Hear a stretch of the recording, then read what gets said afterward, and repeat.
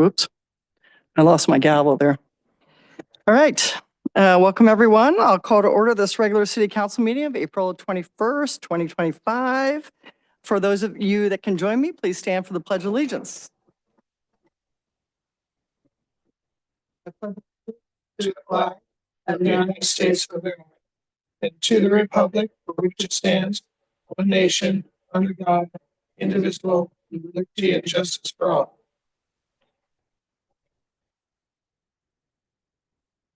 Madam Clerk, may we have the roll call, please? Law. Present. Obolinski. Here. Shess. Here. Sakach. Here. Noah. Here. Thank you. Item 4 is closed session report. There was no closed session to report on. So we'll move to item 5, which is our presentations. And Charlotte Fisher here. Hi. Come on up to the podium and I will read the proclamation and then you can make any comments you'd like to. Whereas April 22nd, 2025 marks the 55th anniversary of the Earth Day movement when events are held worldwide to demonstrate support for environmental protection. And whereas this year's Earth Day theme, Our Power, Our Planet, highlights the necessity of sustainable practices and community involvement to foster a healthier, more resilient environment. And whereas the City of Pleasant Hill continues to demonstrate leadership in sustainability efforts throughout the ongoing Climate Action Plan process, the green building processes used in the creation of the Pleasant Hill Library, partnering with MCE, Clean Energy, Republic Services, and Sustainable Contra Costa in the furtherance of environmental goals for the city. And whereas Pleasant Hill is committed to promoting environmental awareness and taking proactive measures to conserve natural resources, reduce waste, and enhance green spaces within the city. And whereas on April 24th, 2025, the city is hosting an Earth Day celebration featuring agency partners to bring further education and awareness directly to the community. And whereas local programs and initiatives, including drought-friendly landscaping, recycling programs, program partnerships, and additional water conservation efforts exemplify the city's dedication to environmental sustainability. And whereas expanding environmental education and climate literacy is vital to enhance awareness about the environment, inform decision-making, and protect current and future generations. Now, therefore, I, Sue Nowak, Mayor of the City of Pleasant Hill, on behalf of the City Council, do hereby proclaim the month of April 2025 as Earth Month in the City of Pleasant Hill and encourage our community members to engage in environmental activism, stewardship commitments, and sustainability efforts. Thank you. Can I go ahead and accept the proclamation? And then I'll come down and give you the proclamation. Okay. Good evening, everyone. I'm Charlotte Fisher here tonight on behalf of Sustainable Contra Costa, or SCOCO. We are very grateful for the partnership with the city in supporting sustainability and all the good work that Pleasant Hill is doing. Sustainable Contra Costa works in partnership with individuals and organizations to build economically vibrant, socially just, and environmentally sustainable communities for all. In fact, we will be participating in Pleasant Hill's Earth Day or the event at the City Hall this Thursday. We celebrate local sustainability heroes with the annual awards gala, provide sustainable living workshops, and our youth-led SLEA Sustainable Leaders in Action, which empowers over 40 students with professional development and camaraderie. If you have any teens interested in SLEA, this is a great opportunity for them. And SCOCO has been actively working with community organizations throughout Pleasant Hill, assisting with the Climate Action Plan and encouraging participation in the Cleaner Contra Costa Challenge. So what is this challenge? Well, I'm glad you asked. It's cleaner. Going to, it's okay. There's a web platform at cleanercontracosta.org. And it offers over 90 actions to save resources, reduce emissions, and save money. Small changes can be made like shorter showers or upgrading electrical appliances, or more complicated ones like changing out windows to dual pane windows, which I have recently completed in my home. The website also tracks progress of households, citywide savings in water, energy, gas, CO2, and money. We are very grateful to have almost 200 Pleasant Hill households participating, reporting 39 tons of CO2 saved this year alone, over 92,000 gallons of water, which has accounted for $100,000 saved in 2024. And very impressive is also the countywide results of nearly 6,000 households, which has saved 3.6 million pounds of greenhouse gases, 4.4 million gallons of water, and 67,000 gallons of water, which is almost $1 million saved at 840,000. So thank you again for all that you do, and to create a strong, resilient community and to leave a healthier planet for everyone and our kids to enjoy. Please, if you are interested, check out the challenge at cleanercontracosta.org, and feel free to email us at info@sustainablecoco.org. Thanks again.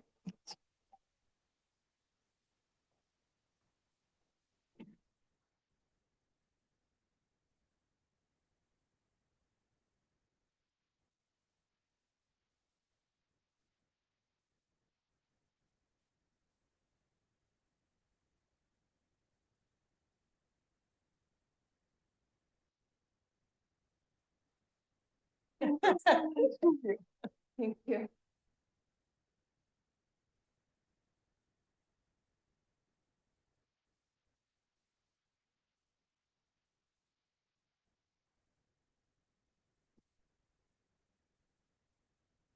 Okay, I'm going to get my steps in tonight because the next one is proclamation designating the month of May as Building Safety Month. So I invite Jeff Simmons, our Chief Building Official, to the podium. Whereas our jurisdiction is committed to recognizing that our growth and strength depends on the safety and essential role of our homes, buildings, and infrastructure, both for everyday life and when disasters strike. And whereas our confidence in the resilience of these buildings that make up our community is achieved through the devotion of vigilant guardians. Wow, that's it. That's what I'm going to call you going forward. Thank you. Building safety and fire prevention officials, architects, engineers, builders, tradespeople, design professionals, laborers, plumbers, and others in the construction industry who work year-round to ensure the safe construction of buildings. And whereas these guardians are dedicated members of the International Code Council, a nonprofit that brings together local, state, territorial, tribal, and federal officials who are experts in the built environment to create and implement the highest quality codes and standards to protect us in the buildings where we live, learn, work, and play. And whereas these modern building codes and standards include safeguards to protect the public from hazards such as hurricanes, snowstorms? Okay, we don't have those here, but I'm having a hard time with that one, sorry. Tornadoes, wildland fires, floods, and earthquakes. And whereas Building Safety Month is sponsored by the International Code Council to remind the public about the critical role of our communities, largely unknown protectors of public safety, are code officials who assure us of safe, sustainable, and affordable buildings that are essential to our prosperity.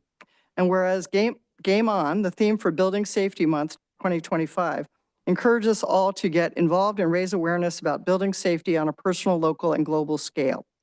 And whereas each year in observance of Building Safety Month, people all over the world are asked to consider the commitment to improve building safety, resilience, and economic investment at home and in the community, and to acknowledge the essential service provided to all of us by local, state, tribal, territorial, and federal building safety and fire prevention departments in protecting lives and property. Now, therefore, I, Sue Nowak, Mayor of the City of Pleasant Hill, on behalf of the City Council, do hereby proclaim the month of May 2025 as Building Safety Month in the City of Pleasant Hill, and I encourage our citizens to join us as we participate in Building Safety Month activities. All right. Well, You're up, and then I'll come down. thank you, Mayor Nowak, for once again recognizing Building Safety Month in May, and thank you, City Council. We're starting things off early this year on April 30th. We're going to partner with Diablo Valley College, and we're having a virtual career event like we've had in the past. So we're actually going to have that the afternoon of April 30th from 3:30 to 5:30. And then each week is themed on that Game On themed. And then we're also going to be participating in Off the Grid on May 8th and 22nd, where we'll be handing out swag again. So Very nice. thank you very much.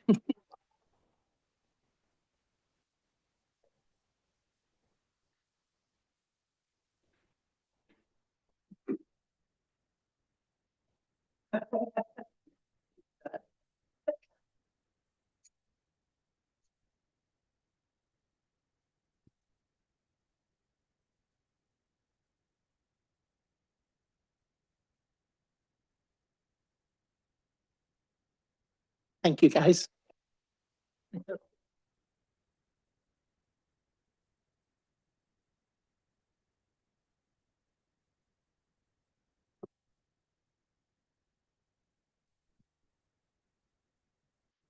Okay, 5.3 is Pleasant Hill Police Department Annual Report. And Chief Vermillion is going to come to the podium to present that report.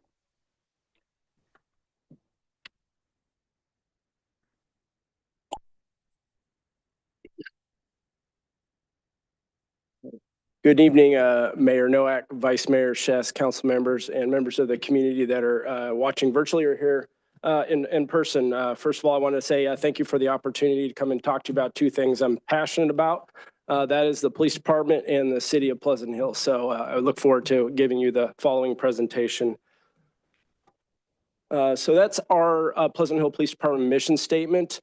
Every police department has a mission statement, and we've had this mission statement, I believe, going back 3 chiefs, and we're going to continue with it. And I think what sets, in my opinion, and I'm biased, in my opinion, our mission statement apart from others is the first sentence of the second paragraph, which is our mission is to provide the highest level of professional police services or service to all members of the community.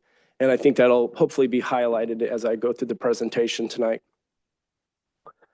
So that is the Pleasant Hill Police Department organizational chart. And oh, there we go. It does work. So this is actually exciting for me because it reminds me of a flashlight when I work graveyard, but those days are way in my past. So You want us to turn the lights down? yes, some strobe lights up and everything. So that'd be great. So this is the heart of any police department, which is patrol. And that is the operations division, which I'll go into later. But everything you see on there, and the way I view it and the way it kind of is set up is everything on there supports patrol. That's the women and men in uniform in the cars out 24 hours a day, 365 days a year, keeping problems from happening, protecting people, protecting property, and also responding to calls for service. A lot of things that support it is our dispatch center. They obviously get the calls and they get it to our officers quickly so they can be out there. And that's how it supports. And then if you look here is our investigations unit. The way that they support patrol is a lot of times they'll take cases or investigation or events beyond the scope of what patrol can do so that patrol can get back what we call 10-8 in service and be ready for the next call. Examples of that is writing a search warrant. Usually that's happened by our detectives because it can take several hours and our patrol officers don't want to be tied up for several hours. And another example is when we do have a crime, a lot of our crime does end up with leads outside of our city. We will not send our patrol officers outside of our city. They need to stay local so they can be ready for the next call. And our detectives will then go from there. There's a lot more on here, which I'll kind of go over as we continue with the presentation. Our Support Services Bureau, which is overseen by Lieutenant Jason Clevin. Lieutenant Jason Clevin has been with us for 27 years now.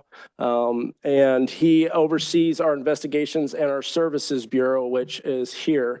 That's our police dispatching, our records, our volunteer program. We house our own evidence and we have an evidence room and our emergency operation for the city. And our support services center, our dispatch, they handle around 23,000 calls for service every year. Sometimes it's more than that and sometimes it's under. When we had COVID, it dropped dramatically because it was just less interaction with human versus human interaction, and a lot of people were sheltering in place. But that is usually our average is around 23,000 calls for service, give or take, and that's about what we had last year. In addition to the 23,000 calls for service, we still have walk-up counter service as well. It's provided by the front counter. And we have 6 police officers that are cross-trained in dispatch when we do have staffing issues, which we do have. So they are cross-trained. In that picture to the far left, you can see Corporal Jacob Williams, and he's a police officer that helps out in dispatching. What was a nice benefit is the officers that were trained to do dispatching. It actually made them better police officers by having that multitasking skill, getting those calls and then dispatching. And they also now can relate to the dispatchers, how difficult of a job that is because they do have that experience. Some upcoming initiatives, everything continues to go digital, which is good. Electronic filing. So what that is electronic filing with the district attorney's office. Our old system is print a ream of paper, take several copies to them. It has to be hand delivered. And now we're able to file a lot of our stuff electronically through a software platform. And we're also continuing with that with electronic evaluations of our employees, which we have a lot of training. We have a lot of evaluations for the right reasons. And so a lot of things are continuing to go electronic. Our volunteer program that's also seen under Lieutenant Jason Clevin. We provide neighborhood watch, special events, traffic control, and vacation house checks. And we have a total of 10 volunteers in 2024. Of these, 6 were helping out with patrol. And in 2025, we brought in another 2 volunteers. And I'll kind of go over there what they do. The new ones are going to be helping us with crime analysis and massage licensing and permit. What they do is they organize a lot of our files. It gets presented to a detective to do some of the work, and then it's given to the detective sergeant for final review to issue a permit. So it can be a lot to manage because we have several businesses in Pleasant Hill that require permits and false alarm notifications as well. The Neighborhood Watch Program. So at last annual report, that was something that came up and our goal was to improve it. Sorry to say, I don't have good news in regard to this program.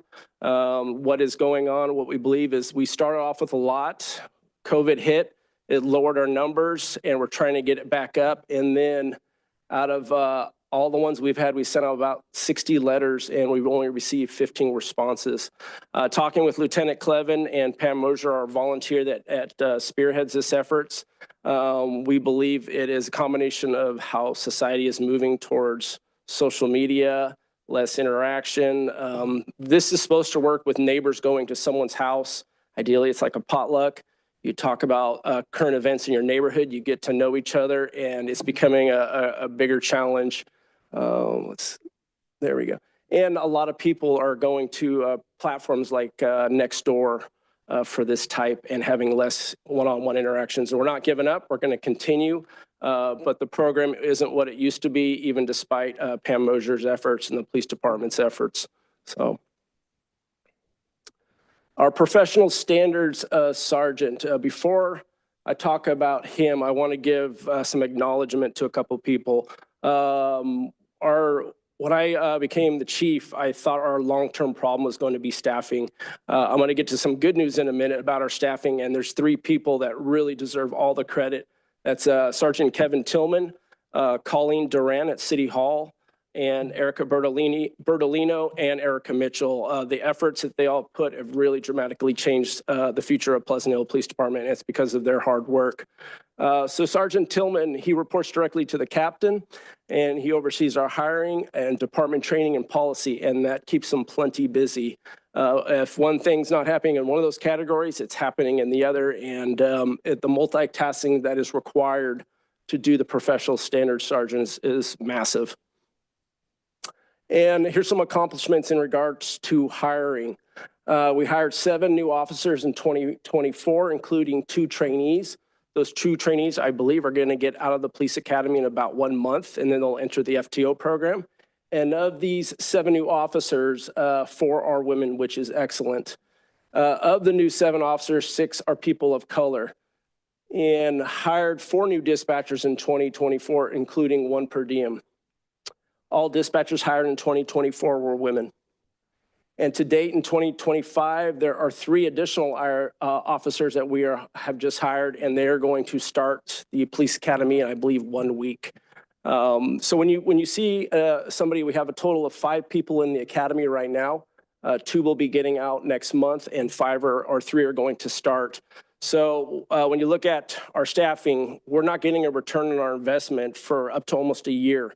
The police academy is 6 months, and then you have 4 months of the field training officer program.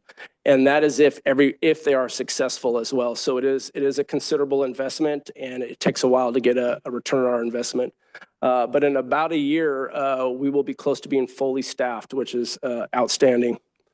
There's that information I've already discussed.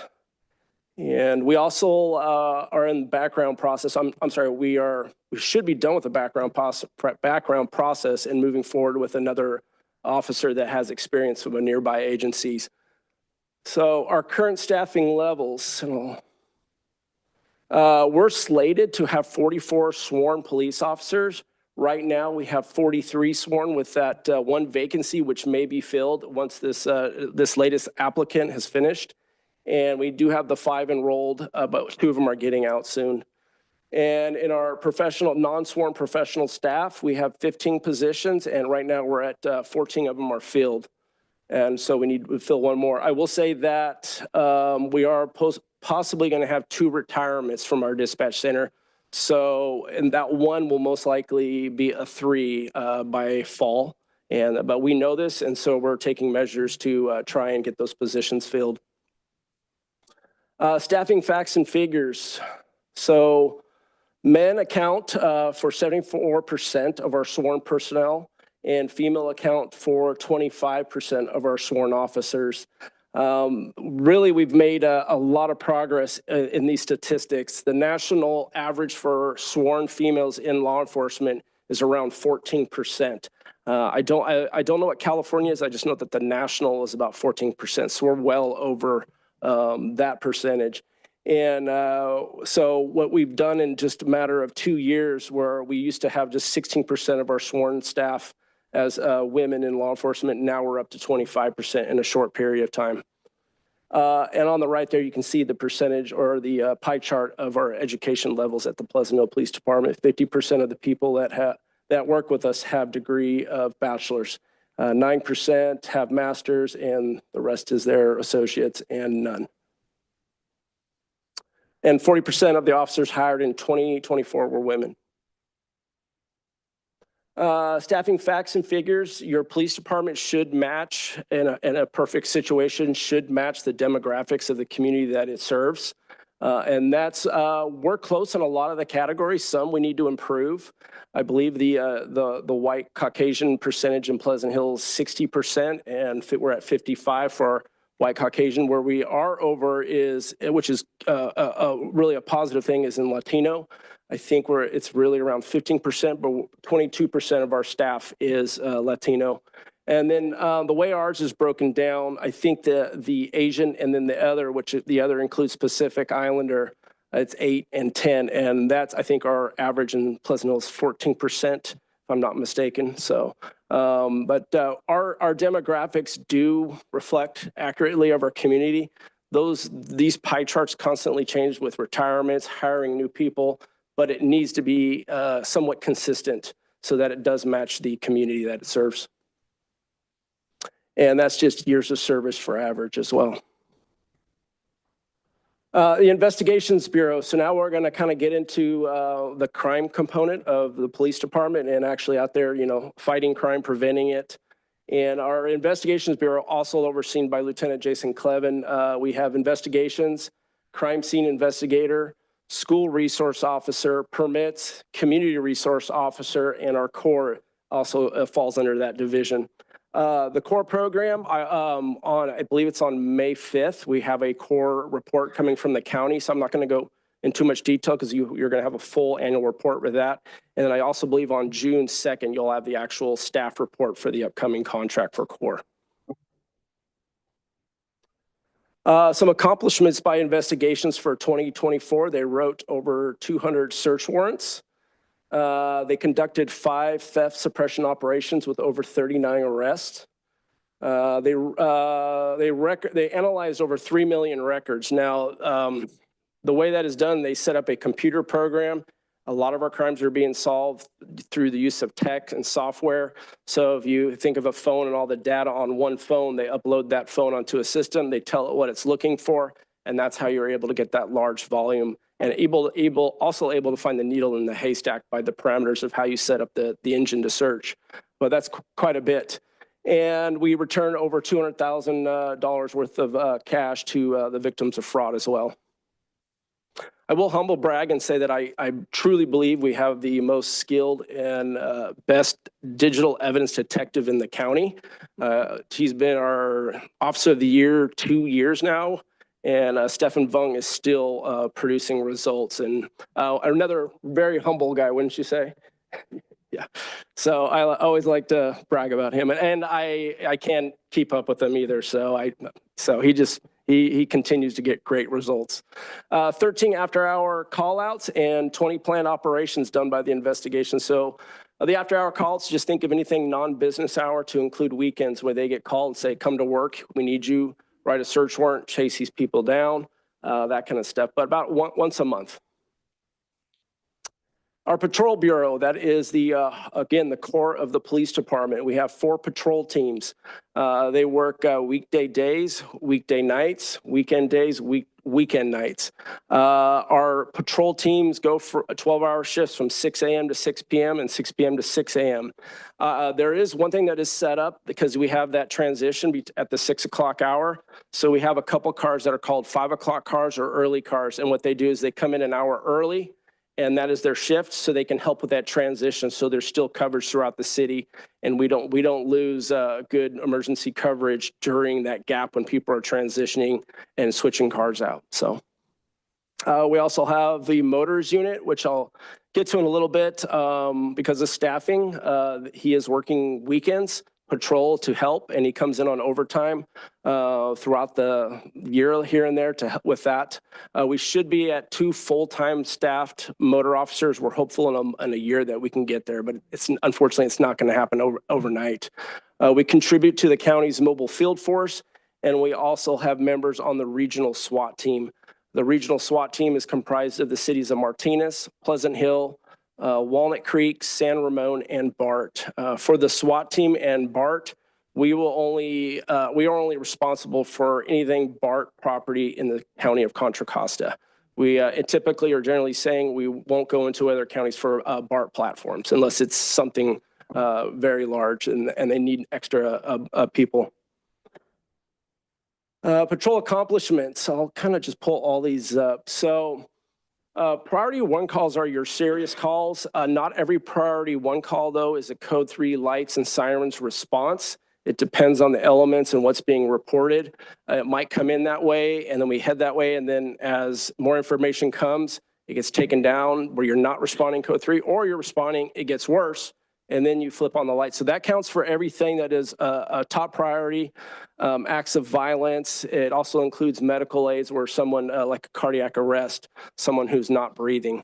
But that's an excellent response time, and that is our average. But when you look at that priority 1 call, when you look at all the calls, all the priority times and averages, at night our response time is better.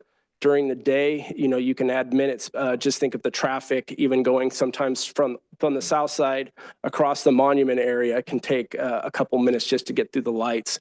But overall, those are excellent response time. Priority 2 calls are property crimes in progress, suspicious people, suspicious vehicles. And then your priority 3 is like your cold reports, your cold investigations where, hey, I woke up this morning, I discovered this. Whoever did it's long gone.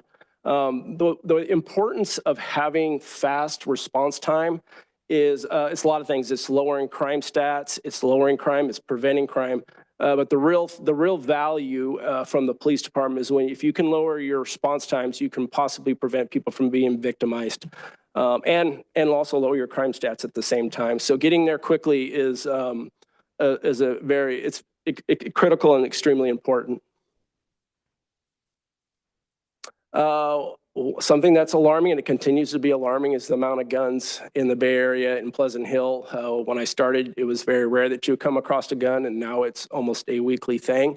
So that is just the guns we recovered during arrest. That doesn't include all the guns that we collected where someone wasn't arrested, or you go there and you have to seize a gun and it's still a pending investigation, or someone has a mental health issue. They're not technically arrested, so it doesn't count as arrest. You're still seizing their guns. So that is just the guns that we received as part of arrest. 5 of those firearms were recovered during retail theft incidents, either on the person or we pull them over and they're in the vehicle as well.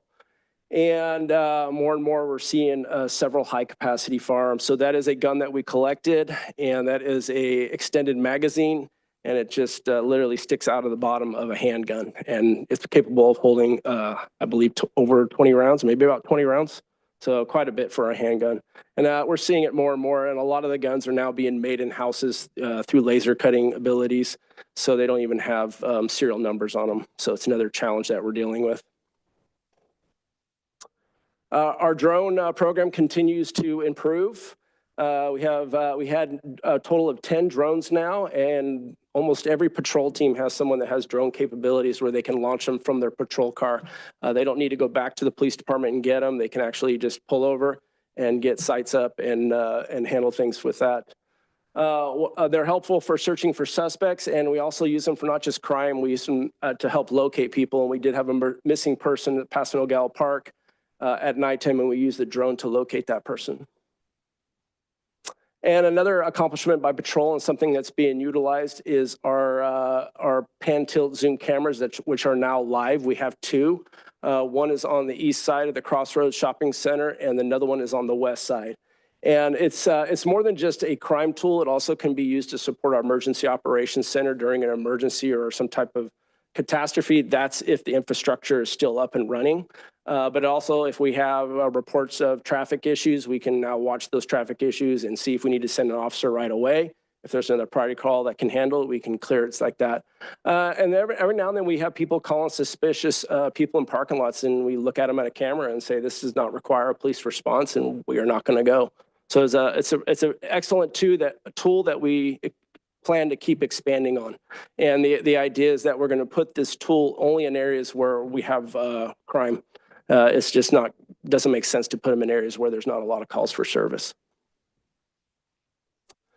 Some more patrol accomplishments is the every 15-minute program, which brings awareness to the dangers of drunk driving. We do this program every 2 years at the high school, so that way it gets all the juniors and the seniors as they rotate through. We work with CHP, College Park, and John Muir Hospital, just to name a few, and a very successful event. If you haven't seen one, I highly recommend going to one. So we should be doing one in the spring of 2026. So crime and stats, property crime. Since I've been here, property crimes has been our biggest problem. It continues to be our biggest problem. I can set my watch to it that in 5 years, it still should be our biggest problem. I would say that no crime is a good problem to have, but if I'm looking at all the crime that's out there on the worst to the least, I'm glad that property crimes is our worst problem compared to some of the other stuff that is out there. They include theft from cars, arson, purse snatches, bike theft, shoplifting. Shoplifting is our most common property crime. That's why we do those suppression operations. If you come into our city or you're in our city and you're going to steal, you are going to get arrested. You are going to get taken back to the station, cited and released, or taken to county jail. And our substantial retail shopping and it's the ease of the highways that I believe makes us a target. Thankfully, we have very safe centers. Our shopping is excellent, but because of the ease of the highways, which brings people to our shopping centers, so unfortunately, it does bring people that come in and want to steal. But we know their patterns. We have data that shows when it most likely happens, and we try to put people in those areas to prevent it and hold those accountable who choose to be in our city and steal. All right, so there is a comparison on the left from 2023 to 2024, and crime is trending down in Pleasant Hill, which is really good. What I would like to highlight is the residential burglaries. It's that light blue on the left and I think a white on the right. So in the 2023, we had 62 residential burglaries. And in 2024, it dropped considerably to 48. The reason I like to point that out is out of all the property crimes out there, residential burglaries are the ones that have the most traumatic effect on people who are victimized from it. It really is a fearful event. The thought of someone going through your house, going through your private items, going into your children's room, it's terrifying, and it actually does traumatize people, even though it's still considered a property crime. So lowering that is a major goal of the police department. And another thing with residential burglaries, they most often happen during the daytime, but there is still an element, a real element of danger if they get interrupted. Especially, if someone comes home and there's someone in your house, there could be a violent interaction. So let me go back. I think I messed it up. So seeing those stats drop like that is great. Person crimes, switching gears a little bit. So person crimes account for 8% of all crimes committed in Pleasant Hill. They include the following: robbery, aggravated assault, sex crimes, and homicide. And in 2024, we had 3 homicides in Pleasant Hill. Arrests have been made of all of these cases and charges have been filed. And we recently, last week, got a murder conviction on the Ellenwood shooting. So, and that is very good news. And to date in 2025, I'm proud to say we've had no homicides. 2023, we had 2. 2024, we had 3. It's usually we can go 3 to 5 years without a single homicide. So 2023 and 2024 were not normal for us. So we're hoping that it stays the way that we're used to. So we are solving them all, which is great news. Person crimes, there's 23 versus 24. And robberies down slightly, sexual assaults have dropped, and then our homicide went up from 2 the previous year to 3. And the thing with when we're a small city, when you have just an increase of 1, it actually makes your statistics jump up incredibly, which we'll show here next.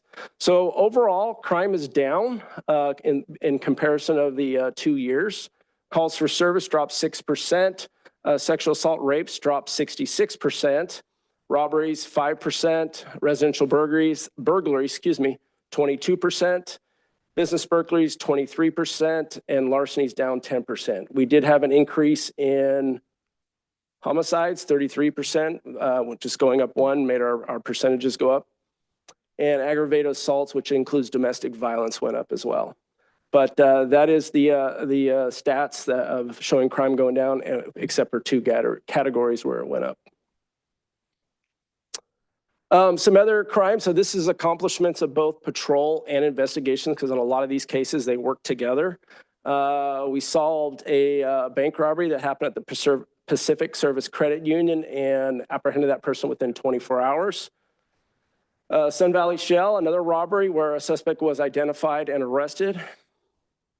And a road rage shooting at Contra Costa and Golf Club Road. I believe this was in the middle of the day, and that person was arrested in 1 week. Camelback area, a person that lived there was harboring 2 juveniles from out of the area. And when we found them, we did an investigation and determined that they were being subjected to human trafficking. As the investigation continued, we located 3 other juveniles that were also subject to human trafficking by this suspect that lived in Pleasant Hill. We are seeking federal charges. So if everything goes the way we want it to, this person will be serving serious time in federal prison. And armed robbery at Verizon, suspects identified and connected to other similar crimes throughout Northern California. And a family dispute shooting between people that knew each other at Contra Costa Boulevard near Dexter. And we arrested all the parties involved in that as well. In regard to, obviously I've highlighted some success, but we don't solve all the crime. But I just want to at least bring attention to some of our notable stuff that's serious that we're able to. So things to come in 2025 is increased target in DUI enforcement. We're seeking a grant through California Highway Patrol. It's the California Highway Patrol Cannabis Tax Fund Grant Program. And I'm very optimistic that we'll get awarded this grant. And with that, with those funds, we plan to do 10 DUI saturation events. Hopefully we can buy a patrol car, get 6 new PAS devices, and aim to reduce DUIs by 20%. So the full disclosure, the reducing of DUIs by 20%, that is our goal, but there is challenges by establishing that as a goal.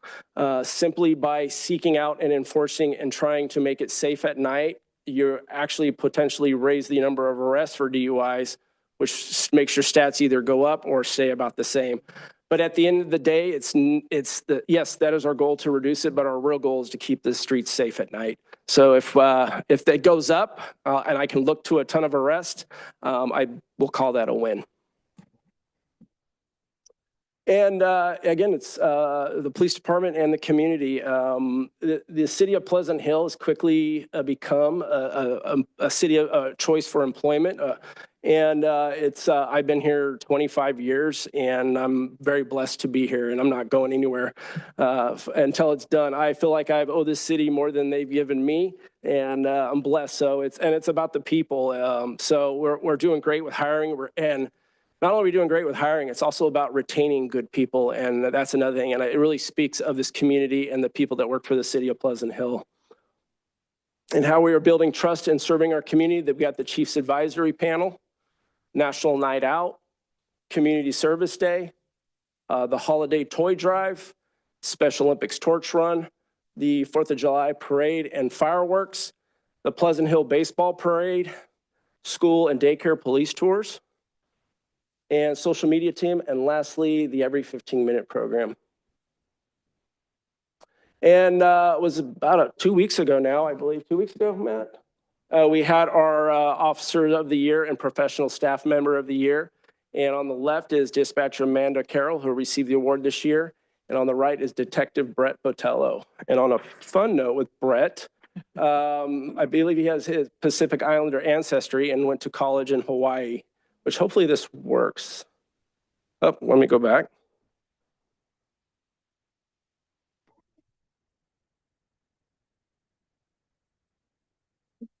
This is Hawaii news. The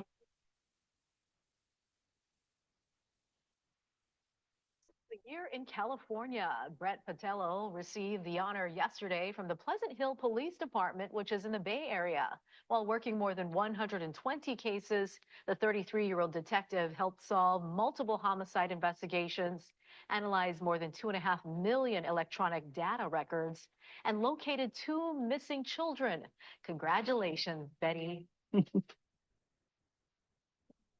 Yeah. Oh, there we go. Oh, sorry. So last slide. I'm not going to speak too much about this because it will be difficult for me to do that. So with that, let's move to the last slide. But it's been a year today. Questions? Thank you for your time. Yeah, thank you. And, it's an indication of how well run our police department. You've been here 25 years.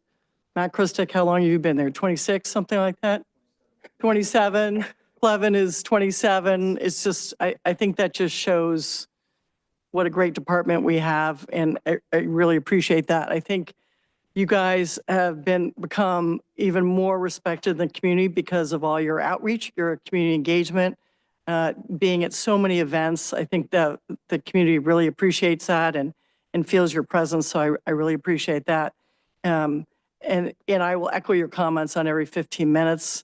For those that haven't been able to participate in that, I have sat through 3 of them now, and every single one is really, you've never heard 1,000 students from College Park be quiet for a good half hour, 45 minutes until you go to one of these events. It's really quite moving. So thank you. Great job. Thank you. Pass on. I'm just so glad to see the numbers coming up. So your guys aren't, Yes. your ladies, guys and ladies, I call guys gender neutral in my case. Glad to see the numbers are going up so everybody's not having to work extra hours and things like that. But just really appreciate everybody at Thank you. PHPD. So anybody else want to comment? Amanda? Oh, sure. Questions. Yeah. Well, first of all, thank you so much for your leadership of our police department. I think the community really loves our police department. I had a few questions. Sure. At the local government academy, we were shown a pretty cool training room, which was de-escalation training. And I was just wondering if you could talk a little bit about why you think that type of training is so important. Yeah, so the de-escalation, we have a training room, and the de-escalation component applies to all of our training, be it firearms, baton, anything on our belts. And it's a state requirement. It's Assembly Bill 392 and Senate Bill 230. And so we have a legal requirement to use de-escalation techniques. But more important, well, just as important, we also have a moral and ethical obligation to also do de-escalation. And we have been successful with de-escalation. It does work. The goal is to get voluntary compliance without having to use any type of force. And we have successfully used it on a pretty serious standoff with a domestic violence case.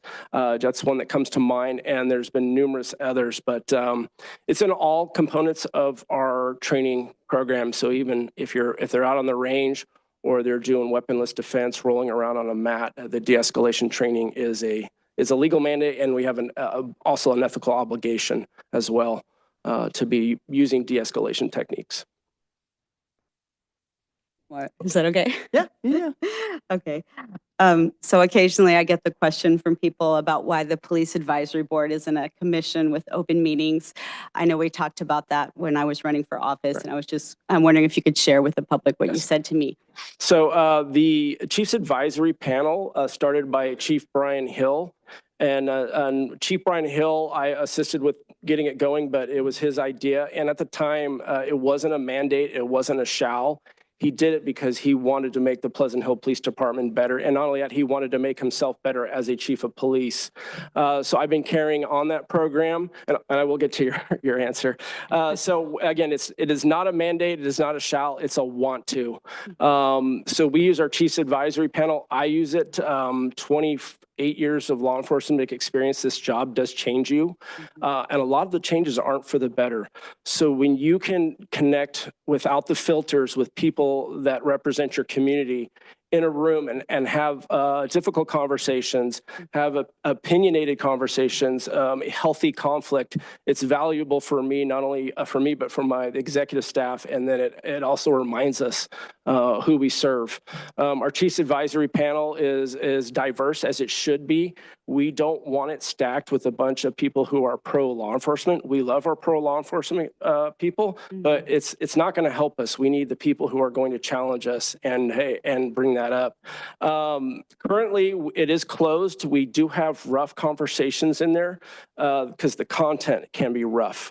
If we open it up, there's the idea that I believe that it will have to be more restrictive.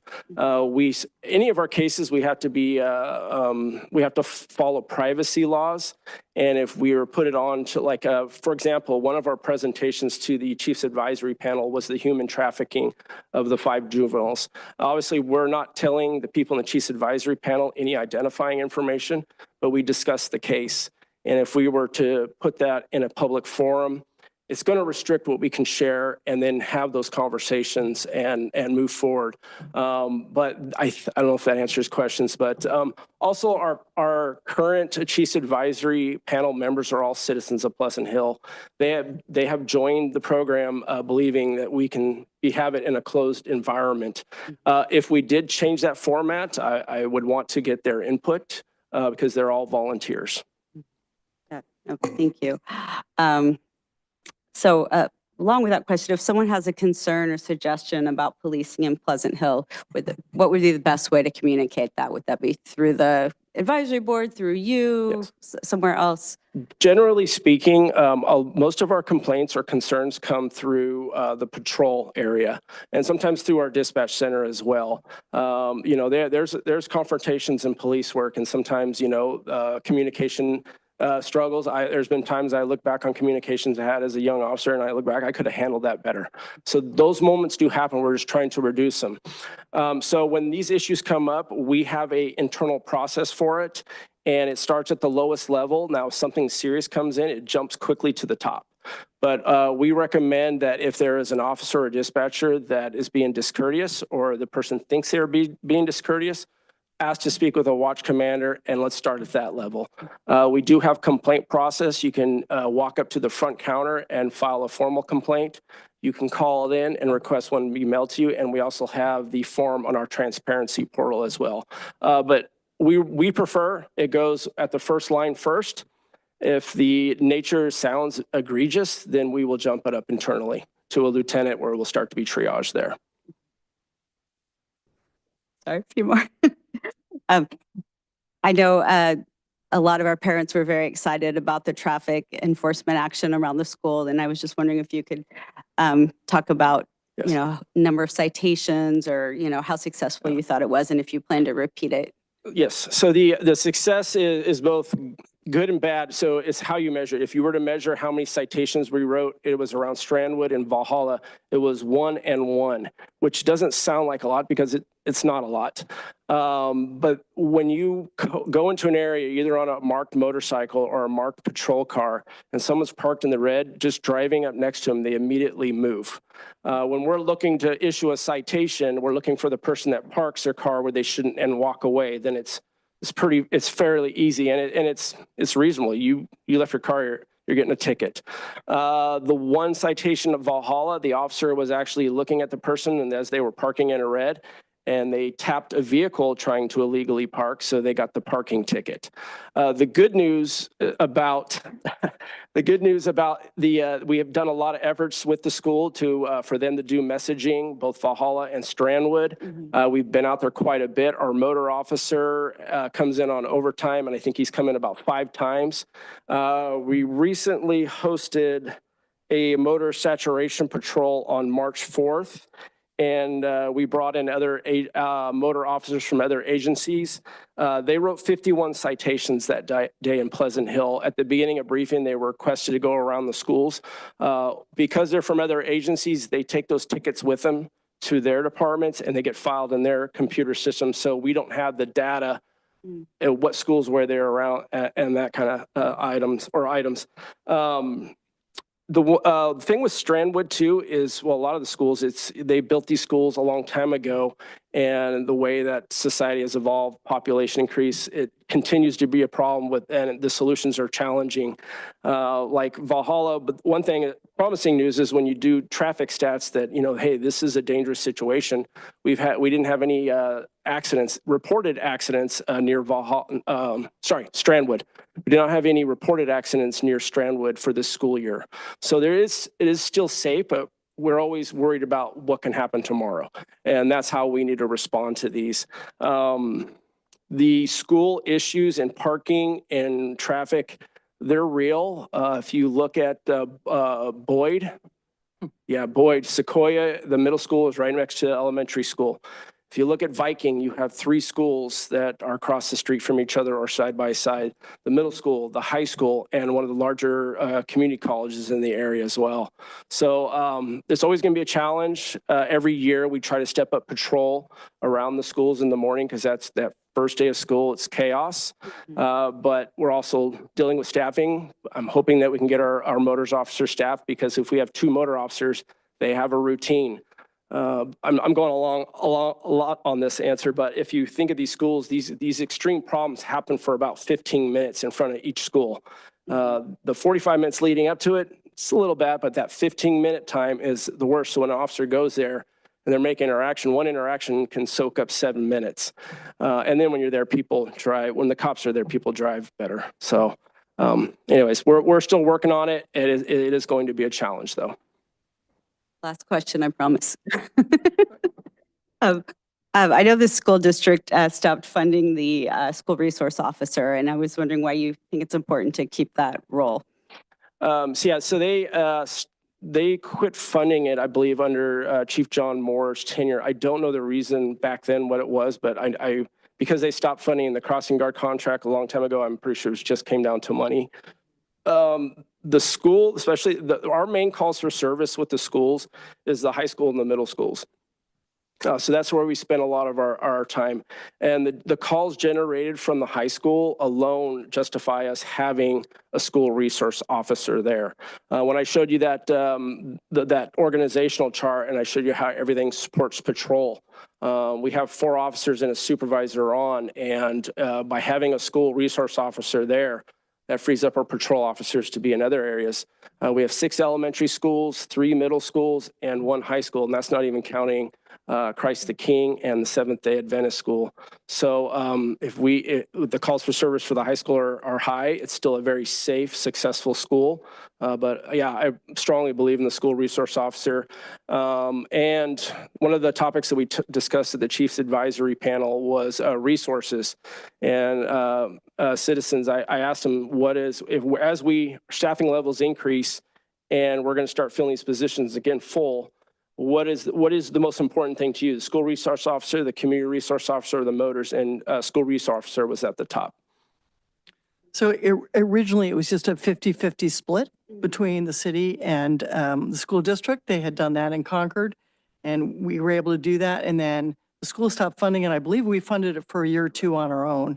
And then because of staffing levels, that changed. But it actually started at 50-50, not fully paid for by the school district. Just wanted to clarify that. That's it? Are you sure? Anybody else? Questions, comments?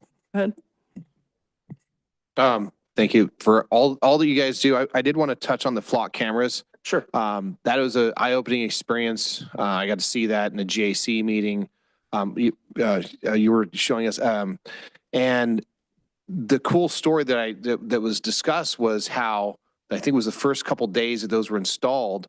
There was an active theft happening, and the dispatch was able to say, "Hey, they're in that car behind you. Back up," and the officer was able to back up, block them in, and stop them from doing it. So very, very impactful.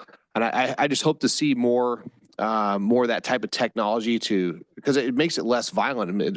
You can stop people, you can stop things from happening before they get on the highways, because that can be a hairy situation as well.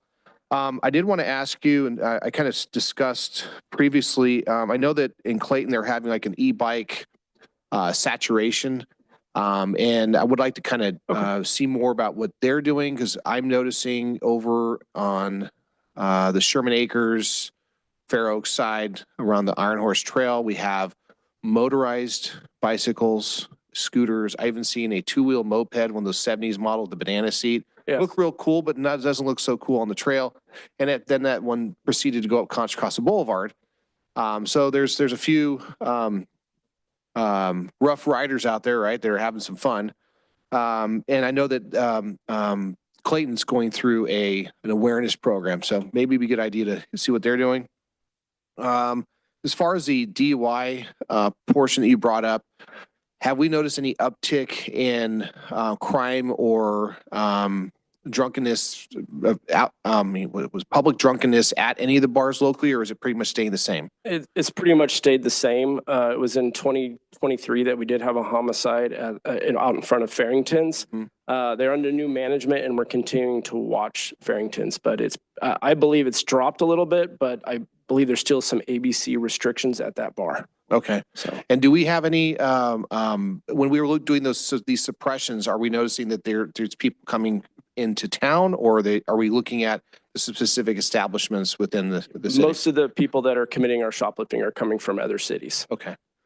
And then the last, actually, that was the last thing I had. Thank you for all you do. In regard to the e-bikes, so yeah, there's trends out there where people are manipulating or removing the regulator, not the regulator, the governor from an e-bike.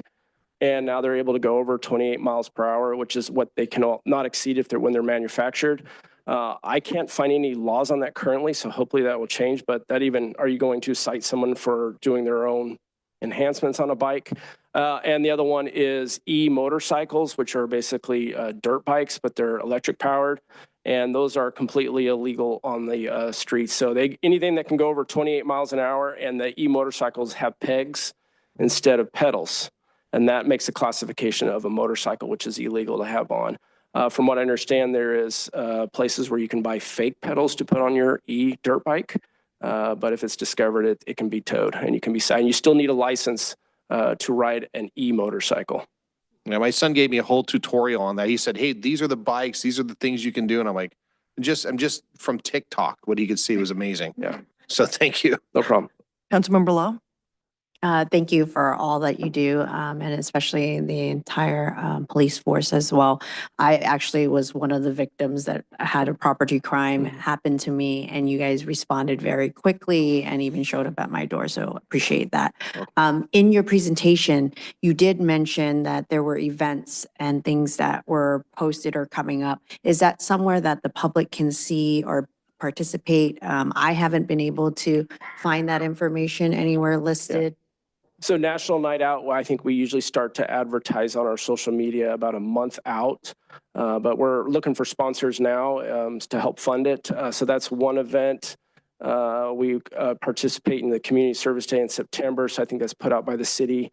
I'm got to go back and look at them. I'm Yeah. forgetful. Every 15 minutes. Every it's just 15 minutes. College Park. Is every 2 years. We do some social media regarding that as well. So Our toy drive, everything is done on our social media. We use Twitter, Instagram, and Facebook. Okay. And Jeff Gillette. Yeah, So- I was looking for them, but Well, thank you for that, because I was just going to ask about the every 15 minutes. How often is that Mhm. done? And it sounds like Yep. it's only every 2 years. Spring of 2026. you'll be And- able to go as a council member. It's not open to the public, though. Oh, So it's, Why is it it's, not open? it's just open, it's just for the students at College Park. They're the target audience. I see. That's- As they, in theory, leave high school, prepare for college, where there's an increase in alcohol consumption and Yeah. unfortunately drinking and driving. A lot of other high schools do the same thing. It's the same program in a Mhm. lot of different places, Mhm. but you'll be able to go as a council member, but it's not open to the public. I was just wondering why it isn't done every year, because if it's high school, right, you have freshmen all the Yeah. way to. It's a senior. large production. Oh. Helicopters come in, or a helicopter comes in. We stage an accident with one of the local tow companies. It takes months to prepare. Corners there, Corners there. helicopter takes a kid away in a helicopter. There are damaged cars Okay. that they have to obtain, police, fire, Mhm. coroner. It's really, It's a 2-day event. It's- They even yeah. go and throughout the second day school. is a memorial service for those students that had died. That's And very traumatizing. it's, I feel it's like. very traumatizing and it they have feels real. counselors there, but Yeah. it's extremely well done and very effective. My son at 24 is like, never doing that. And it's extremely effective.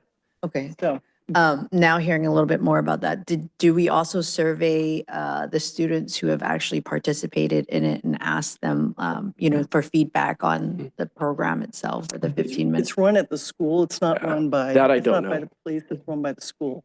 We participate heavily, but the organization part of it is mostly the school, but we're there. We even do a field sobriety test in front of everybody with the driver. But in surveys, I don't have that information, sorry. Okay, and so the school actually would be the people to ask that question. Yeah, and right? they've added texting now in addition to the drunk driving Yeah. as a distracted driver piece to it that hadn't been done before. So they added that. I think it was 4 years ago, maybe I don't know what it was. Thank you. Sounds Plus- like you had the opportunity to go, so. I've been there's more I've been content. three Yeah. times. So, yeah. But I also did have another question. I have two other questions, actually. So also in your presentation, you showed domestic violence increased in percentage there as well. Is that similar to what the homicide was from 2 to 3? That's why there was an increase and you see 33%? Or is there actually a huge number that made that percent jump from about 6.7%? I believe that was what it was. Yeah, when it comes to domestic violence, it's hard with patterns. And sometimes things just pick up and you can't really pinpoint a reason. I don't know where that is in compared to the years before. It is a domestic violence call, domestic dispute. It is a reactive call. And it comes in usually from a neighbor or one of the involved parties. So it's really hard to answer that knowing that it is a reactive call. But I can tell you that by taking enforcement actions, it's proven to stop the cycle of violence. There is a misdemeanor section and there's a felony section, and the felony section is a shall take. There is no wiggle room. There is no discretion. Someone is going to jail. Even in the situations where you go there and both parties are injured and both were involved in the fight, we have to determine who the primary aggressor is, and that person will go to jail. And then are there services that the police department then provides the person who is the victim as well? Yes. There is pamphlets that we give them that have resources. There's also the Family Justice Center that's funded, and a lot of our cases will go through them to get people out of a violent or bad situation. But yes, that's one of the requirements is that we provide them with resources. And there's also times where we get an emergency protective order. Those are important in that if the person's able to bail out, they have a quarter that says they cannot go back. And it's good for, I believe, 5 days, which gives them plenty of time to get a permanent restraining order.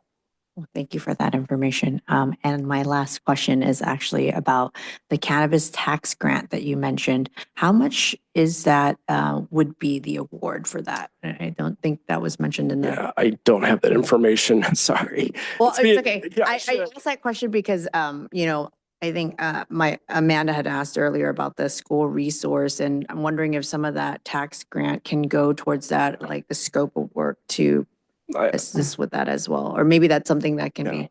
Yeah, I don't have that information tonight. Sorry. It's something that we're seeking. I know that we're hoping to purchase those things. So I know it's a sizable quantity. So. Thank you. Vice Mayor, do you have anything? Thanks, Scott, for your presentation and for all the work that you guys do out there. The city appreciates Thank it. you. We all appreciate it, very much so. You mentioned in your report that there were 20%, if I did my math right, which is not a given, 20% of gun recovery is theft, like when you theft suppression related Yes. call. Are traffic stops generally higher where you get, or what, or the higher, because that's 20%. What is some of the higher? So a lot of times we can just traffic stop at night that is not theft related, and you can get a gun off of somebody, Yeah. acts of violence, and then some of them are recovered during criminal investigations as well. But it's a That large. 20% represents the highest, I'd have roughly? Yes, Okay. yes. Yeah. Okay. So it's it's all over the place, but it's alarming for our officers to see guns just for shoplifting. But it's become a norm, and it's actually a very dangerous call now. Okay. So Thank you. Thanks, Chief. Put you through the ringer on this one. Thank you. Thanks, Matt, for being I here. got Appreciate a lot that. of great people, or great Yeah, support. no, system. you do. And So I saw Stephen Vong at the Officer of the Year, and I said, I was surprised you weren't up there. yes, He was dressed incognito, so yeah. Well, I thank think he you. was doing that intentionally, but thank Have a you. good night. Okay, we have one more presentation. That's recognition of the Diablo Valley College Industrial Automation and Robotics Program for receiving the East Bay Innovation Award for Community Impact. Joe Gorga? Joe, I have Joe Gorga, Vice President of Equity and Instruction at Diablo Valley College. Vicki Ferguson, Vice President of Equity and Student Services. I don't know which, 2 out of 4 are you? Fortunately, none of us. None of you. Okay. I'm the Then you're senior Jeffrey Smith? Yes. There we go. And then Despina, yeah, thank you. I wasn't going to get there on that one. Joe was here with us, but he had an emergency. I saw him run out the door and I thought, oh, we should have moved that earlier. So I apologize for making you wait through all this. But I want to give you a certificate of recognition for receiving the 2025 East Bay Innovation Award and Community Impact presented by the East Bay Economic Development Alliance at the East Bay Innovation Awards on March 27th, 2025. On behalf of the Pleasant Hill City Council, we just want to present that in honor and appreciation of all your work. So, All right, if I could just say something real oh, quick. absolutely. Go ahead and then You I'll know, come down.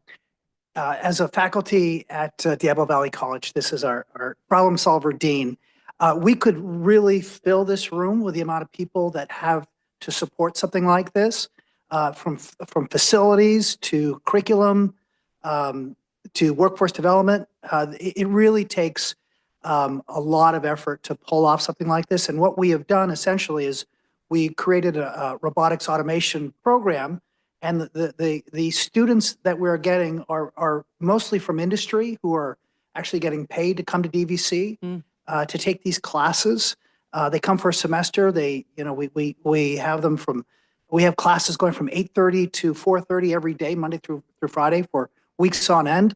And so it's a different model, but it's highly effective, highly engaging, and it really couldn't have been done without the support of the college and the financial support that we get from the community.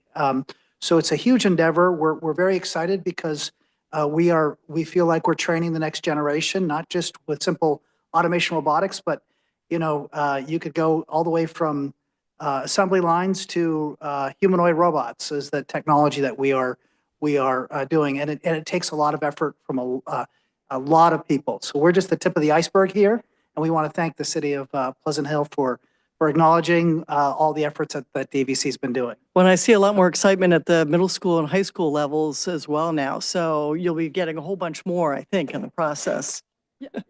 I want to add that this recognition only makes us more motivated to work harder Okay. even and recruit more. So thank you very much.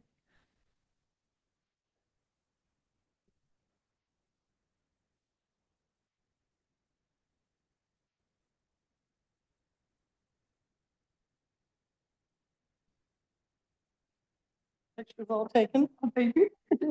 Thank you. Thank you so much. Thank you, appreciate it. Appreciate Thank you, it and so sorry much. for. Oh, not at all. Oh, No. your education. Thank you.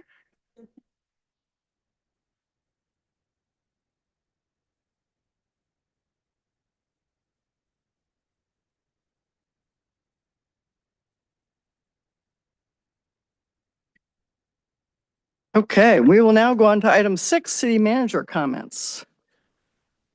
Thank you, Mayor Nowak. Good evening, council members, members of the public. My name is Ethan Bindernagel, city manager. A couple of items to report on this evening.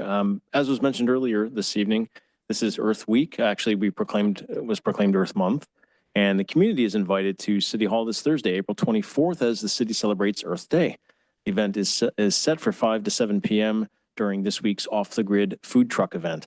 There will be several groups on hand with activities featuring environmental themes, so be sure to come to City Hall to join the community for an evening of food and activities and to join us in celebrating our planet Earth. I want to talk about sponsorship opportunities. The Civic Action Commission and Diversity Commission are both currently seeking sponsors for upcoming summer community events. The Civic Action Commission is seeking sponsorships for the 25th annual season of Sunset by the Lake Summer Concert Series.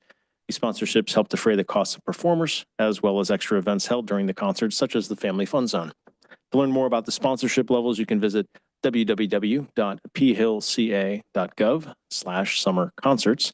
And as noted, the Diversity Commission is also seeking sponsorships for the city's 3rd annual Juneteenth celebration, scheduled for Thursday, June 19th at City Hall, also during the weekly off-the-grid food truck event.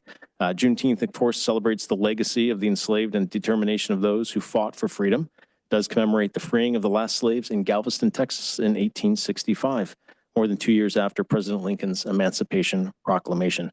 To learn more about the event and sponsorship opportunities, you can help to defray the cost for performers and activities. You can go to www.phillca.gov/Juneteenth. And lastly, I'll close out on a high note. I wanted to share proudly with the council and the community that the Food Bank of Contra Costa and Solano recently recognized our community with its Hunger Hero Award for our collective hunger fighting efforts in 2024. The award expressed the organization's heartfelt appreciation for and acknowledgement of the community's donations during last September's Community Service Day event. So I just wanted to pass along that award, and that concludes my comments. Thank you. Thank you. I do want to mention, I forgot to say this at the end of the presentations, but that a congratulatory proclamation was signed for Lola Landis for her 100th birthday, which is on April 26th. She's a resident and mother of former council member William Landis. So I have signed that proclamation, and hopefully she receives that on her 100th birthday. So apologize for forgetting that. We'll now go on to council member announcements and reports. First, reports from council members on meetings or conferences attended at city expense. I only have one for the city expense, but I do have a list Okay, of to the city expense. announcements though. For the city expenses, I attended the Cal Cities Division meeting that was held at DVC College in District 1. And I think Andre attended as well. And I did as well, and Zach did as well, 4 of us. Amanda was there at the beginning, missed dinner, but that's okay. It was great. Senator Pro Tem McGuire and Senator Grayson both spoke on a lot of it had to do with wildfire issues in the state and also insurance-related issues. So it was a very interesting speech by both of them, and Senator McGuire was just exhausting to watch because he's like the Energizer Bunny. So that was pretty impressive. Okay, so we will now go on to announcements from council members. Amanda, you want to start? Sure. So I attended actually 2 MCE meetings since I was last reported. And I just wanted to let folks know that MCE is not raising rates for the residential customers. They approved just one 4.4% increase on large commercial customers, which is about 1% of their customers. And they also have several programs that they have launched to support ADU development, including an EV instant rebate, an emergency water heater incentive program. You can find out more at mcecleanenergy.org/programs. My only other announcement is that I went to Get Vocal for Victims, which was a fundraiser and event on April 10th. It's a nonprofit created by victims advocates to provide fee-free legal representation to crime victims. And I believe Sue was also there. It's the only nonprofit organization in Contra Costa County to support crime victims with free services. Vice Mayor Schuss? Nothing to report. Thank you, Mayor. Okay. Councilmember Awolski? Yes, so I had a few things that I did. I attended the ERMA Public Service Training with Ethan. It was over in Union City. Learned effective leadership skills and promoting a healthy workplace. I also was at the Chamber Business Mixer representing as well with 60 different members of the business community at Travis Credit Union, and attended the GAC Chamber meeting along with Ken Carlson and a few representatives from local elected officials, and was at the egg hunt put on by Rec and Park. Amanda was there. Yeah. Well, you were so busy cutting up donuts and passing out. There was a line to the end of the baseball field at one point. Really well attended. Folks at Rec and Park did a great job. My toddler picked up a bunch of eggs and then gave them away to everyone. That's nice of him. So Liz made sure we got a few before we left. So that was a really fun event. And then coming up real quickly, there will be I'll be at the Casino Royale night this Saturday, Back 40 for the Pleasant Hill Community Foundation and Chamber of Commerce. And every weekend, sorry, I haven't been able to go to any weekend events because I'm staying at home with the baby while my wife and the children help prepare their dances for the night market coming up on May 2nd. So that's all I have. Thank you. Okay, Councilmember Law? So I volunteered at Hidden Valley Elementary School's Spring Fling event. And although Hidden Valley is in Martinez, there are Pleasant Hill residents that have children attending the school because of the lines that MDUSD drew. So I'd kind of like to see more resources such as Growing Healthy Kids, which provides outdoor educational learning opportunities for over 19 schools to also be a part of that, or even just including additional resources that we have here in Pleasant Hill, like library resources for the mobile book read, things like that. I think that would be really helpful, or even having more office patrol there, maybe, I understand it's not our jurisdiction in Martinez, but collaboration as a community to have other opportunities there, because Pleasant Hill Elementary Schools, Pleasant Hill residents are also having children attend at that school as well. So my family also attended the Downtown Pleasant Hill celebration on Friday that was held by Downtown Pleasant Hill on April 18th. It was held right by the plaza near Jack's Restaurant and Bar. My kids enjoyed the festivities, but I was hoping that Downtown Pleasant Hill could expand more on the event and include more vendors and promote local businesses to reduce the long lines. It was actually a really nice event. My kids were happy. They got cotton candy, so they couldn't be upset about that. Another reminder is that we have the Pleasant Hill Library Rec and Park. They're hosting the Tinkers and Thinkers. That's happening this Saturday from 12 to 3. It's a launch party, so it's a little different because they used to have it in September, but now it is launched in this Saturday from 12 to 3, and they are giving away their Tinker boxes, which allow youth to be inspired to build solar-powered projects, but it's while supplies last, so get there early, okay? And last but not least, Andre mentioned it as well, Pleasant Hills Inaugural Night Market will be held on Friday, May 2nd from 5 to 9 p.m. at Chilpan Cinco Park in District 1. And this first event will actually kick off the Asian American Native Hawaiian Pacific Islander Heritage Month, which his kids will be performing at. So hope to see you all there. Okay, Vice Mayor? Yeah, I forgot one important event that was attended, I believe, but not only by myself, but by Councilmember Sakach, and that was attending the spring plant sale at Rogers Ranch. So seeing the fearless leader of the Recreation and Park District here in the audience made me realize that the Rogers Ranch, which is a rec and park property, had this event, and it's a fantastic event. I highly recommend you guys go. And there's all kinds of food and obviously plants and vegetables. And so it was really a great time and a perfect day. So I would be remiss if I forgot that.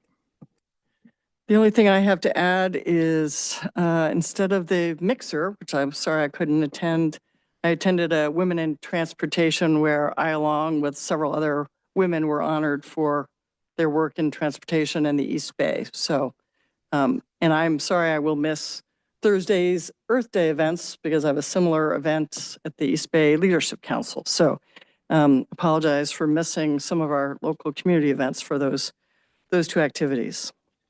Okay, we will move on now to public comment. The public is welcome at this time to address the council on items on the consent calendar or other items not listed on the agenda, but within the council's jurisdiction. Comments are limited to 2 minutes per speaker. You may provide comments by giving speaker card to Lyon at the dais. And do you have any speaker cards? I have no speaker cards. Okay. Then I will close public comment and move on to the consent calendar. Consent calendar, all matters listed under consent calendar considered by the council to be routine and will be enacted by one motion. There will be no separate council discussion of these items unless requested by a council member prior to the time council votes on the motion to adopt. Anybody have anything they want to pull? Okay. Can I have a motion to adopt the consent calendar?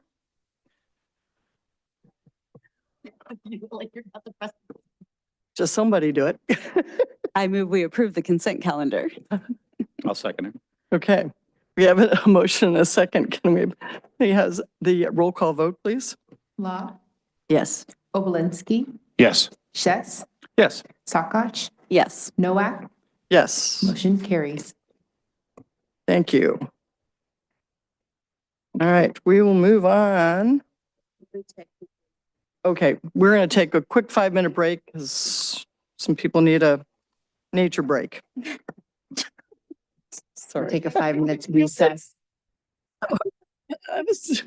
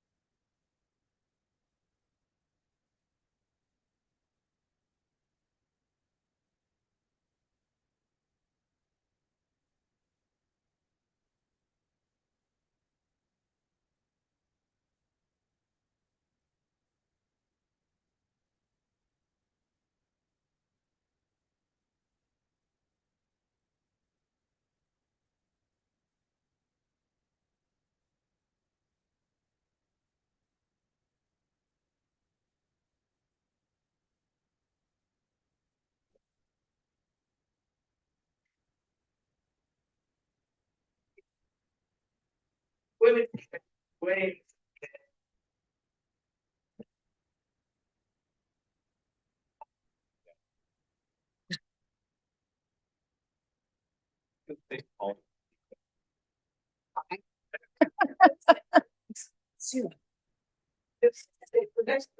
Yeah, I will ask because I always need diet too, because I can't drink regular stuff. So I had to do that at MTC. They only had regular stuff. I'm like, okay, I can't do it.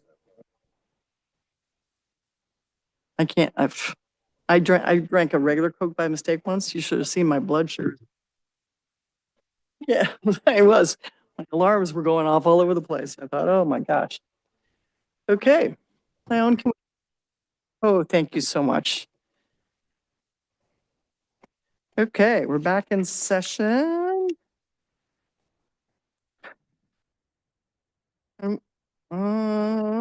This isn't right. We are going to move on to item 10, which is an action calendar.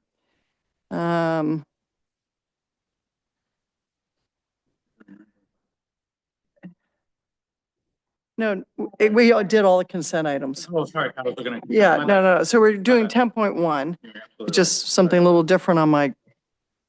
This is the zoning ordinance and proposed updated zoning map.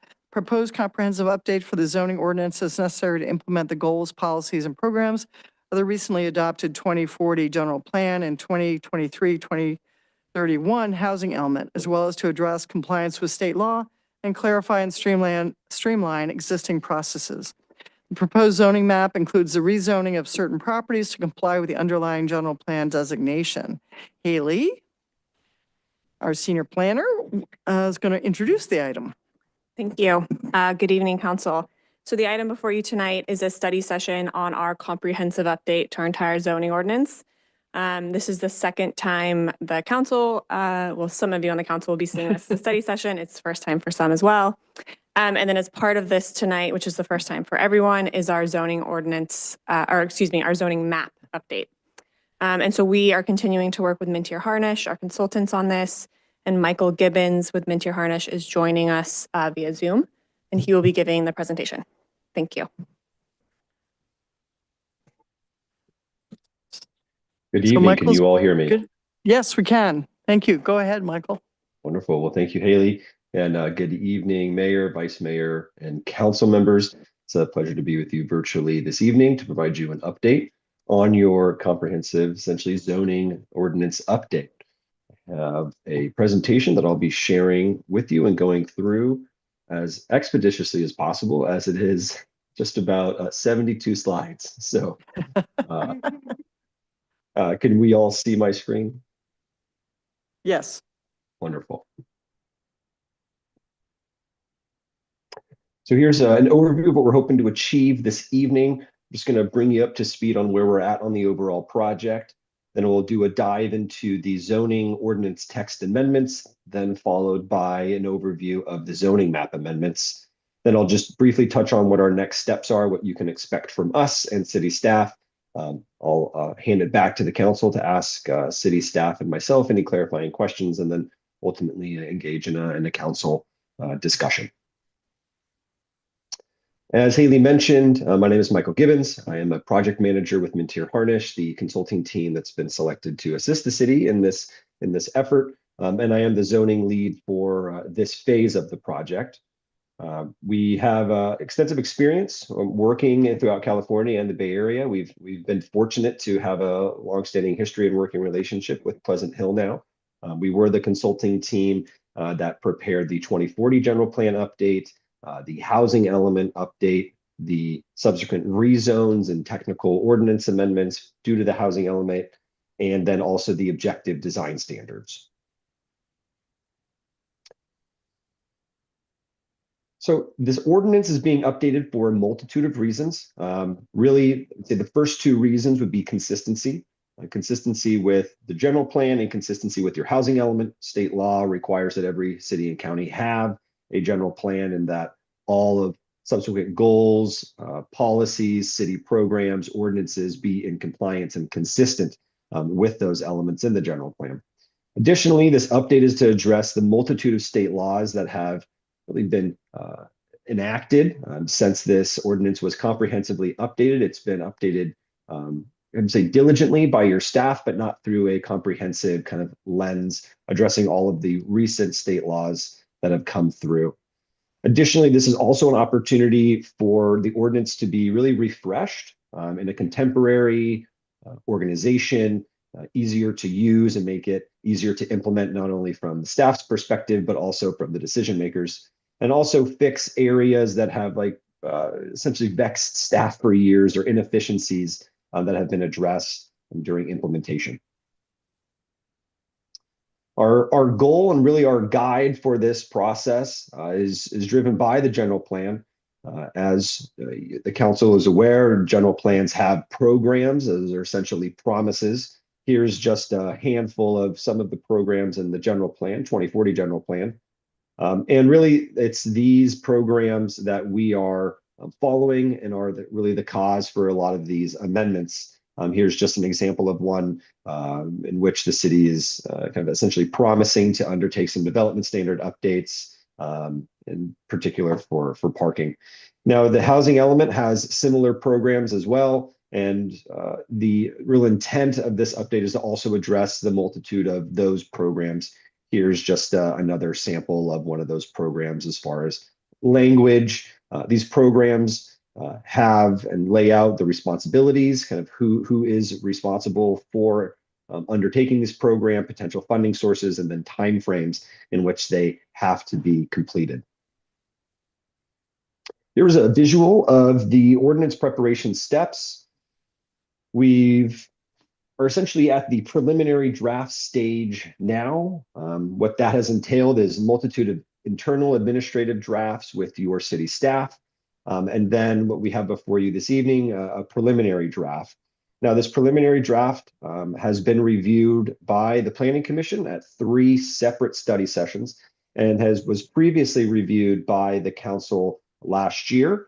And really, this is a follow-up to that meeting and to that study session based on the public and the council feedback that we had received that evening. Where we hope to go next with this process after tonight is to form a public review draft, which that draft will then be used throughout the adoption hearings, in which we will go through the Planning Commission hearings and then City Council review. If there are additional revisions that come out or direction that the council would like us to incorporate during that stage of the project, when we have a public review draft, we can produce a revised public review draft before it goes to what we hope for is final adoption and final publishing and codification. So next, what I'll do and what's going to take up the majority of my presentation this evening is go into the actual ordinance text amendments themselves. I want to preface just a couple of things before we get too far into a deep dive. One is one of the more substantial changes that we've made is through organization. And we have taken a holistic view of the ordinance structure and have reorganized and restructured in a way that makes more sense. That puts more frequently used regulations and ordinances at the forefront of the document so that the everyday user, the resident, the applicant can find items that they need to find easily and not have to dig through really technical language. So through this structure, we have established your zoning ordinances broken up into 6 parts. Each of these parts contains similar regulation. And so I'll just briefly go through these and I'll explain a little bit more about the changes and amendments to them as we go through this presentation. But part 1, Vision, this is your introduction chapter. So this is kind of relevant information that a user would need to know before they do a deep dive into looking into the regulations in your development ordinance and your zoning. So that would include what if there's a conflict in a particular language, how someone would go about interpreting a conflict. It also lays out the overall composition of the zoning ordinance, essentially like a table of contents.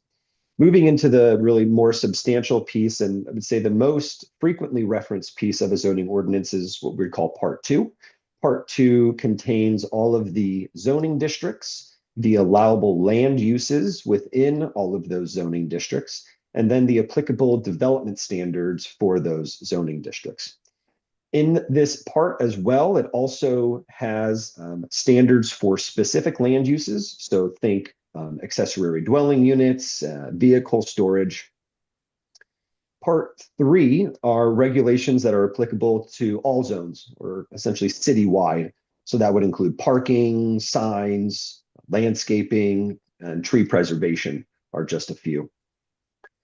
Moving on to part 4, we start to get into what we call our administrative articles. And this is establishing your permit processing procedures. This part contains and describes all of the permits and entitlements that one might have to apply for as part of a zoning application.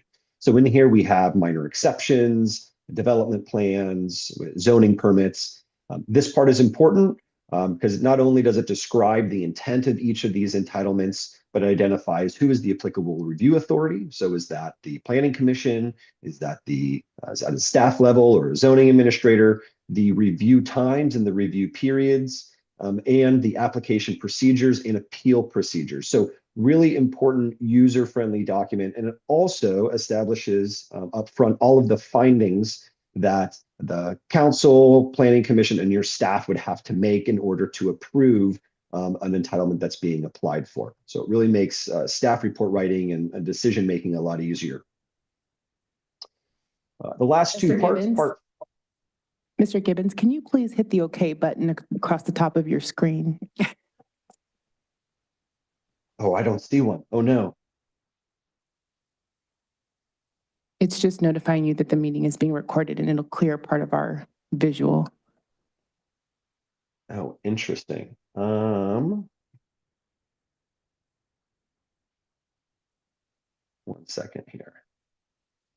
I'm going to quickly end the presentation. He might have to get out of his share screen. Yeah, just give me one moment.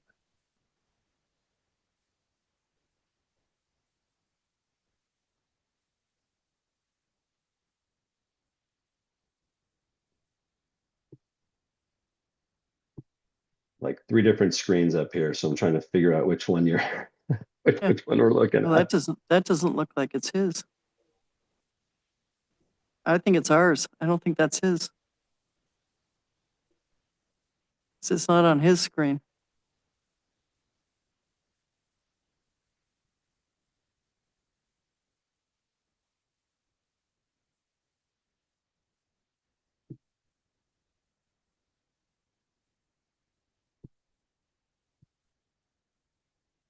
Let me try this again.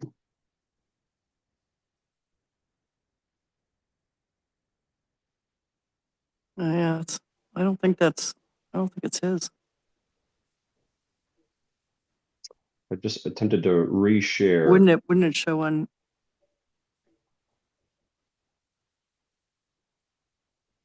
I think it's pretty minor. You can continue with the presentation.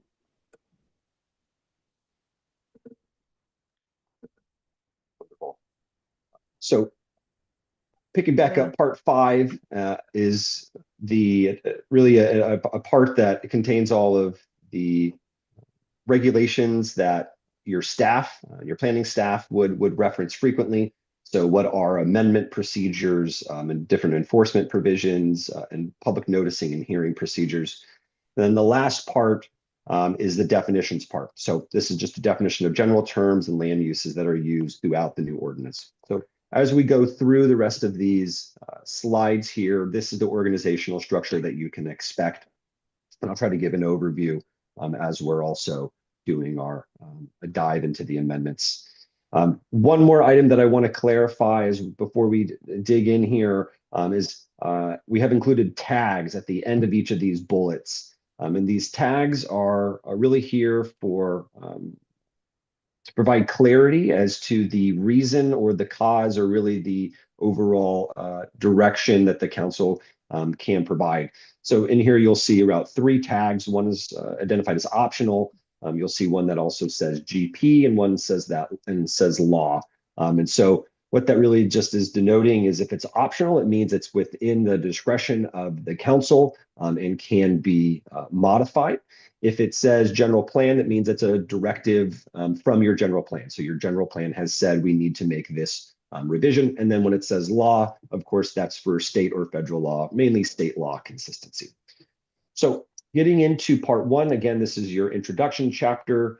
Not a lot changed here. It was in pretty good shape. What we did do is we improved the organization and content of the provisions. We clarified some existing regulations where appropriate, and then created some new provisions that establish what we call a severability and invalidation process. And really, that's an important procedure in which it's if any part of your zoning ordinance may be found to be not in compliance with state law. Basically, what that the clause says is that not every piece of your zoning ordinance is out of compliance. So really important to have in there, and just a good planning practice and best practice. Other changes to part one include a matrix in which we have established all of your zoning districts. We then established the various general plan land use designations that those zoning districts implement, and then the density and intensity of each of those zoning districts. This is a really nice user-friendly table that really can give you quick references to what you're working with when you're talking about a specific zone. We also updated all of the densities and intensities consistent with your general plan. Your general plan had a multitude of land use designations, and we just reflected those for consistency here. And then we added some new zones, and I'll get into those a little bit later. But really, the most substantial change here is this new table. We presented these amendments to the Planning Commission and to the council previously, and no changes have been made from our last study session with the council last year. So that was just just a general overview, and the changes were essentially confirmed through our study sessions. Part two is, again, the part that contains the zones, allowable land uses, and standards. This part is broken up into 8 different chapters that address different types of land uses. So your residential zones, commercial, office, overlay districts, and then 2 new zones that are at the bottom, Parks and Recreation District and an Open Space District. These 2 districts, as I'll get into a little bit further, were requirements of your general plan for general plan consistency. Amendments to part 2, again, include an overall refreshing of the organization and structure to match the style that was selected by city staff at the outset of this project. We also updated the land use regulations for some specific types of land uses, really ones that are required by state law. So accessory dwelling units is a big one, density bonus provisions, emergency shelters. Then we also updated the purpose statements for each of these zoning districts to reflect the updated general plan. So that means it's a really in-depth description about what types of general land uses are allowed within each of these zones, the density allowed, and then we link back to the corresponding general plan land use designation. In our updates as well, we also took a pass at all of the allowed land uses that are allowed citywide in all of your zones. So that would include your residential, your commercial zones. We took a look at all of the land uses allowed and then the associated permit requirements and made recommendations based on best practice and based on state law and your general plan. So some of the newer and updated land uses that were incorporated in this update would include what we call places of assembly, employee housing, missing middle housing, colleges and universities, and specifically calling out emergency shelters and other varying types of housing. And here you'll see a table, which is the kind of a new standard and format that we've used in this new ordinance, in which we've broken out multifamily residential into multiple typologies. So 2-unit, 3-unit, 4-unit, or 5 or more. That gives the city more flexibility to control where these types of land uses and housing developments are taking place and allowed. We also did a comprehensive overview of the development standards for all of your zones, talking about height and setback and lot coverage. Here we implemented really best practice and also looked at consistency with your general plan to make sure that the development standards that were being proposed are actually feasible and make sense for what the general plan density and intensities are calling for. A new zone that we added as part of this process was directly relating from the general plan, and that was what we're calling a Mangini Delu zone. Really, the purpose of this zone is to require a master plan as called out in the general plan. In here, what we have proposed are various development standards, allowed types of land uses and entitlement requirements. However, do want to make it clear to the council that the requirement of a master plan for any development that would take place or be proposed on this site would still have to go through that master plan process, in which it would go be a public process and would have to be approved through the applicable review authorities. Additionally, as I had mentioned, we created 2 new zoning districts to implement some of the new designations in your general plan. Those would be Parks and Recreation, and then an open space district as well. In this process, we established what we felt some reasonable development standards and allowed land uses with associated permit requirements within each of these zones. And we went through and applied applicable review authorities. So in the case of the Recreation and Parks zone, that really is a new designation to denote Pleasant Hill Recreation and Park District owned properties. And then for open space, that's really under the authority of the city. So from the last time we had brought part 2 before the council, there were some requests made for staff and our team. One of those was to take a look at the residential setbacks. So council had previously requested that we explore the process of a reduced front setback. This is really out of public comment that was received.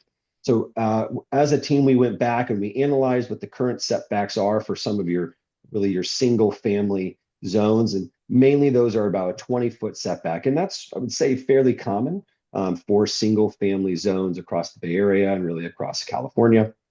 And what we found is that there is already a process in the zoning ordinance through what we call a minor exception, in which the zone required setback can be reduced already. Really, it can be reduced by 4 feet to 16 feet. And really, the zoning administrator, upon making certain findings, can make that determination, not have to go to a planning commission or before city council for that type of approval.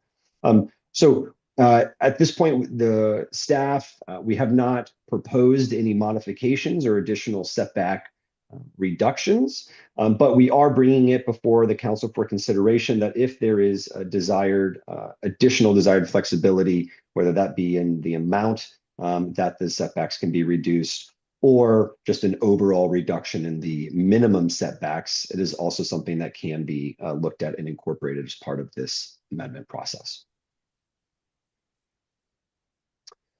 Additionally, early on in this project, we had proposed that Mangini site that was part of your general plan was broken up into 2 zones. The council found that a bit confusing, and also we received a series of public comments that requested that we have a single zone to designate that site. So we went back and have now proposed a single zone. And there was also the request to have stronger language within that zoning district that further stated the requirement that a comprehensive site-wide master plan would have to be developed and approved prior to any development taking place on that site. So any application that would have to come in or would be proposed would have to file and have an approved master plan first. And so we codified some additional language in there, just furthering that request. There was also a request from council to remove a provision for eating areas within commercial buildings, essentially that any structure or office or commercial space that was over 10,000 square feet would have to provide an eating facility for the employees. The council felt that that was really unnecessary. So we removed that at their direction. We also took a pass at updating the purpose and intent of the Parks and Recreation District. Again, this is a new zone that's being proposed as part of this update. And we clarified to acknowledge that the Pleasant Hill and Park Recreations District role in this zone, and that they are an independent review process if an application were to come in. We also addressed the accessory structures. So imagine field lights. We did that by setting a maximum height limit for potential accessory structures, and also are requiring a zoning permit for any kind of new structures that would come in and be proposed as part of one of these zones.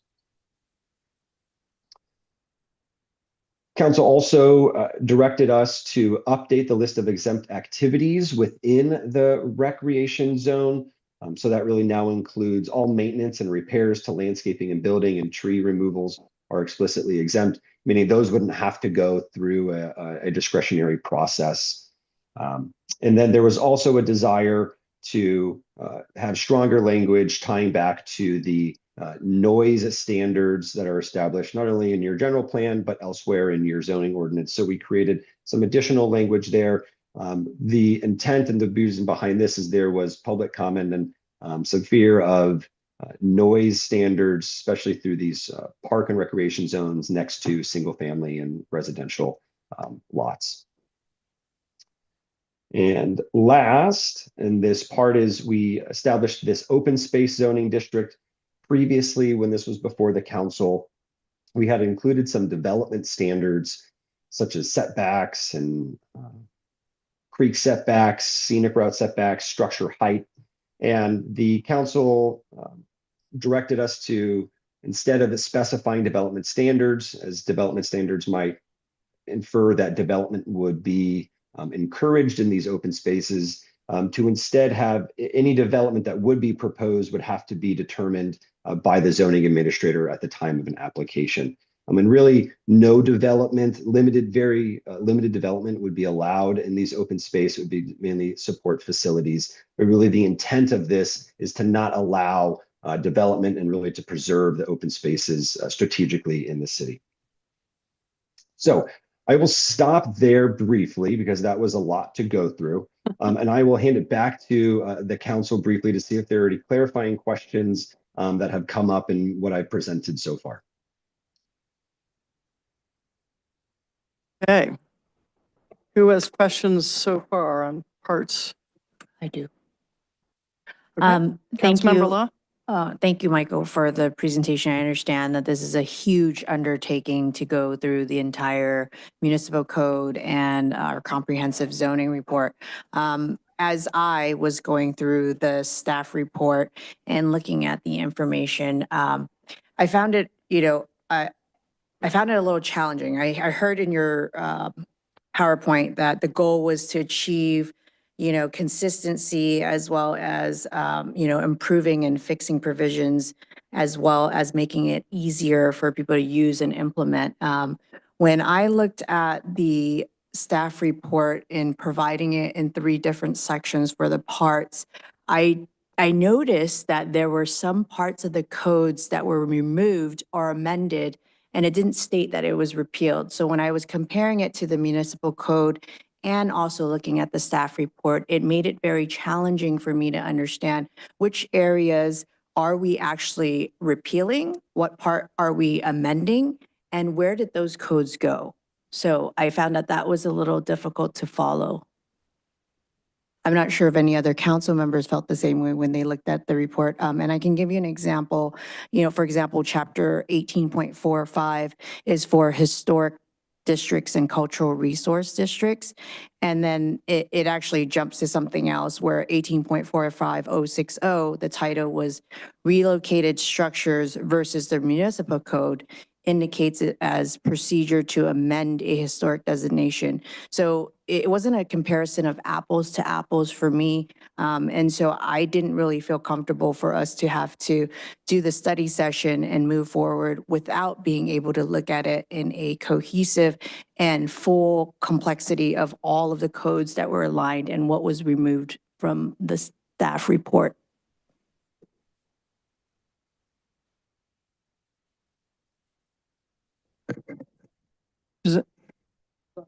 No, no, no. I was just looking to see, Troy, you want to address that? Sure. Mayor, council members, for Councilmember Law, the ordinance as proposed is modifying, or essentially, I shouldn't even use modify. We are redoing the entire code. The sections that were in our current ordinance has been lifted, removed, and moved throughout the ordinance. Your examples are not, they're valid. They are not in those same locations, but they have been moved to new locations in the ordinance. The thrust of our review has been to essentially show through strikeout and underline changes that have occurred from the current code. While we didn't use the same numbering or make the cross reference to the numberings, none of the sections haven't been either shown in strikeout or underline in the version that you have before you. Admittedly, they don't mimic or copy what our current code is, but the intent was to redo our code. And so all of those numbering would be lost at some point through our process, which is where we are now. So I think you. Just to clarify, so everything that was in the old code is in these redlined codes. They may be under different numbers, but if they were removed or changed, there were strike-throughs. So there's nothing that was eliminated from the code, but the numbers may have changed. Correct. An example on the reverse is we had EV provisions, and those provisions have been moved to our building code section. But we did show it in here as being struck.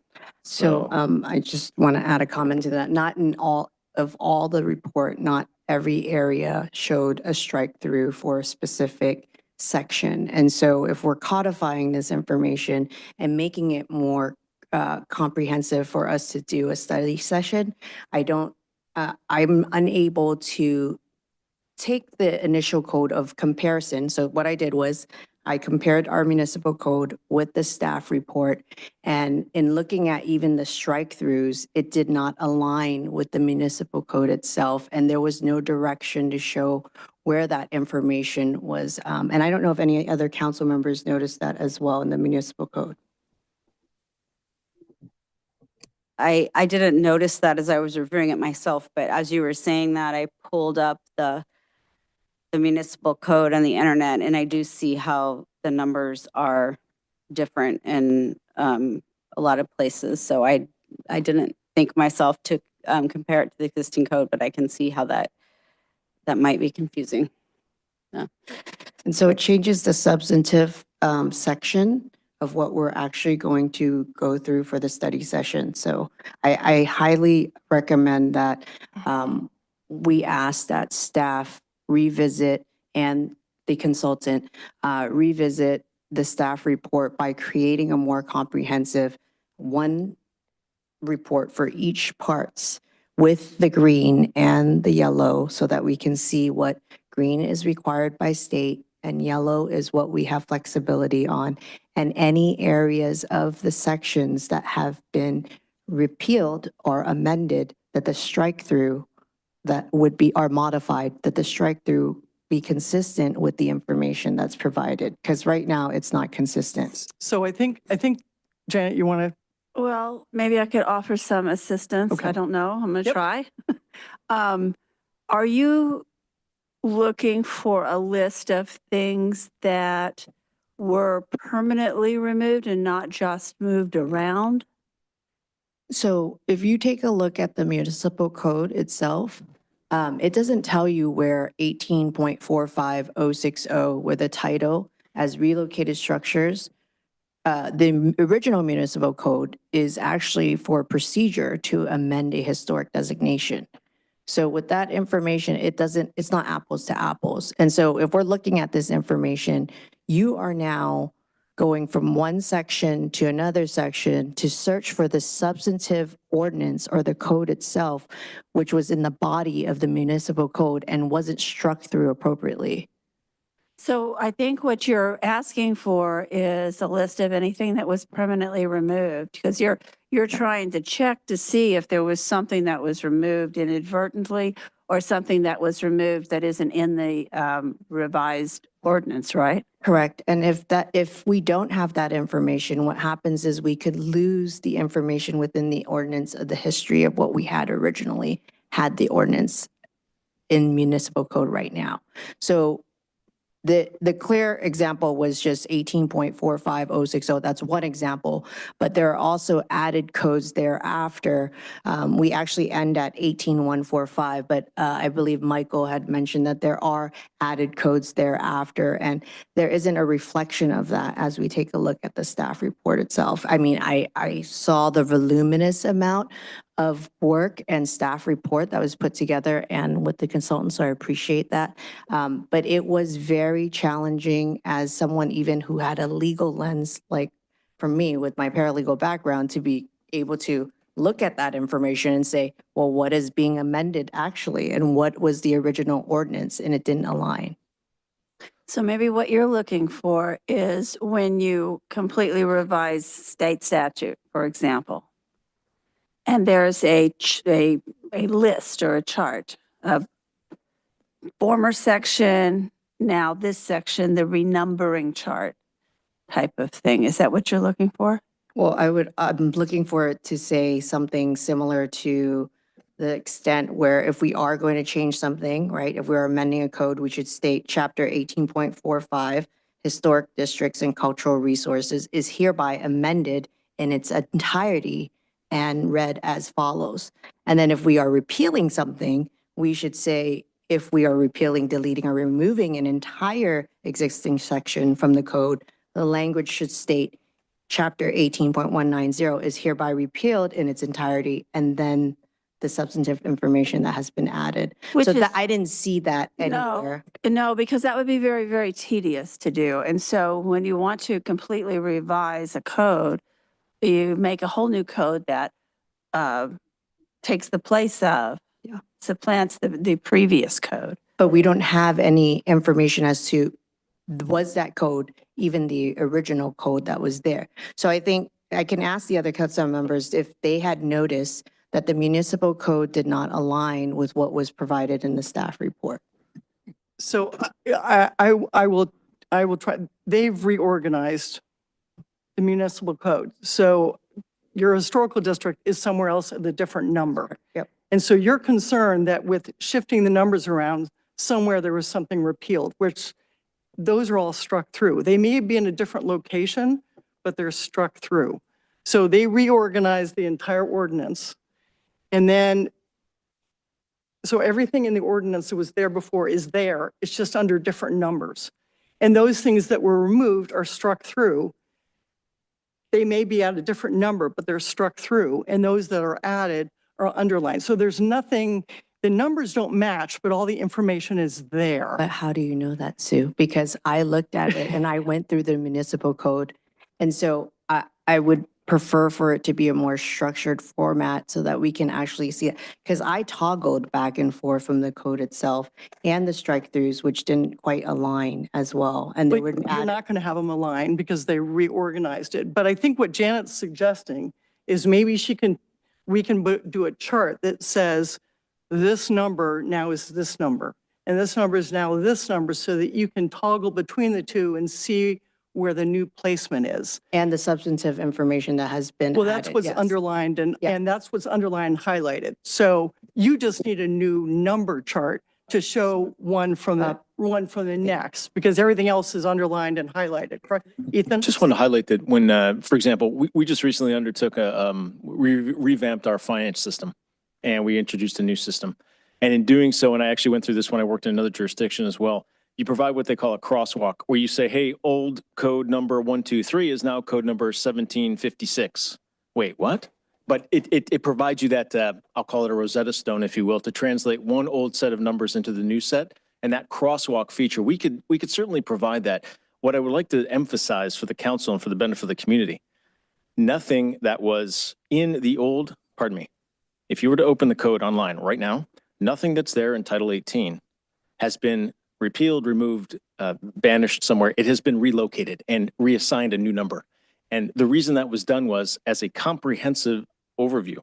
The staff attempted to make, as I think, as Michael pointed out earlier, we tried to make it more user-friendly, not only for staff to use and implement, but for the public to understand and to be able to follow. And that required moving pieces around, breaking pieces apart, breaking sections apart and moving them to different various areas. So if we provided a crosswalk, that might actually help to say, hey, old section 1845.60 is now new section 18.60 or some such combination, but just to provide so you can make the reference and reverse engineer if you wish to find the original language to the new corresponding location. Understanding though that some sections may have been split into multiple pieces and not taken as a whole and just renumbered somewhere else. They may have been Exactly. And so- split apart and put in different places. So I appreciate you mentioning that. So with that being said, then that really changes the historical ordinance that we currently have. And so for us as council members to be able to decide or have a study session in regards to where these pieces may have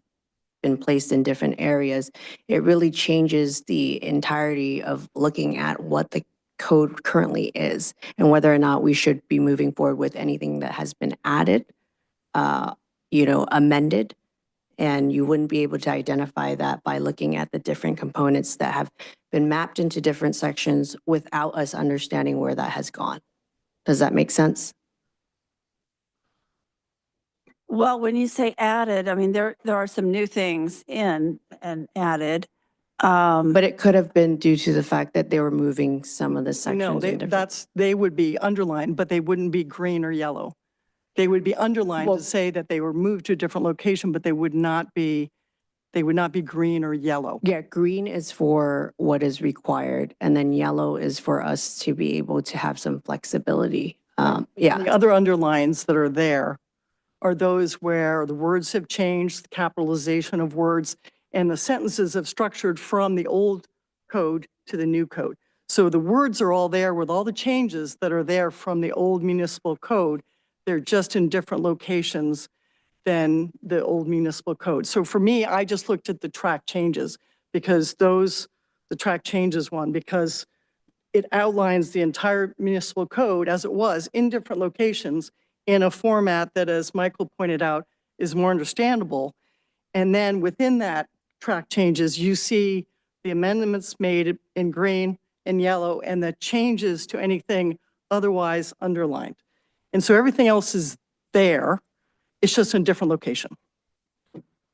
I remember when we were going through the session previously, when there's a lot of public input, there was a lot of stuff put under a microscope. And when I was reading through it, I did not find this a similar issue. It might have been because it's not the first time I looked at those documents, because I was really hyper-focused on what was going on previously when they first started this whole process and listening to all the input. I was able to find things. Yes, it was difficult. I mean, in the beginning, I'm like, what is this green? What is this blue? What is this red? But I was doing the same things. I was cross-referencing, and there are some things that have significantly changed, but I chalked that up to possibly, am I correct that there's a lot of state laws that have changed, that some things might have, the verbiage has changed or the meaning of it has changed, or what we have to do has changed. That's what I chalked it up to. Well, that's in different, green. though. That's highlighted in the green. Well, yeah, that's highlighted in And green. highlighted in yellow is discretionary. Everything else that's changed, like capitalization, is highlighted in blue or red. So Well- you see in here where it says single-family residential, families capitalized, residential, so they're underlined. So those were Yes. just changes in the wording, but not changing anything discretionary. But they're just in different locations. So I just went through the track changes one because I knew that we were reorganizing the whole section 18. So I didn't expect them to be in the same location. I expected them to be in different locations. I didn't expect as much as there was, but that's why I didn't look at the old municipal code, because I didn't think they were going to be there. So I don't know. And if they- planning has also reviews this, right? Planning has reviewed this Yeah. as well. We reviewed this, November, October? Yeah, but I don't understand why we didn't have a crosswalk if it was reviewed on several occasions already. And I don't think I was the only one that had felt this way about looking at the codes and being the fact that it has been moved to different areas. Again, it's really about being able to be more transparent and of consistency of where we're moving our code is because this I is going to wouldn't be say our, tran- I wouldn't say transparent. this is our very ground. I would not say, yeah, I agree with, Transparency thing. Well, this is not- also going to be our governing And document. it's all And so there.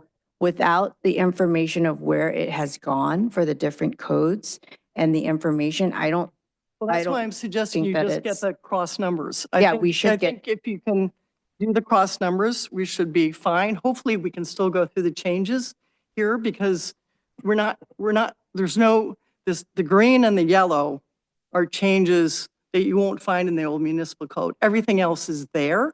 There's nothing that's been removed unless it's struck through. So all you're seeing are what's been added and what's been struck through in the strike through document. There's nothing else missing there. It's just in a different number location that we can get you the number. So But we're hopefully, saying if we're restructuring it, wouldn't we actually need to look at the whole structure of what we're changing and why we're moving those pieces no, around? it's just for ease of use. So you're talking about, all the definitions in one location. You're talking about zoning in one area. You're talking about procedure in another area.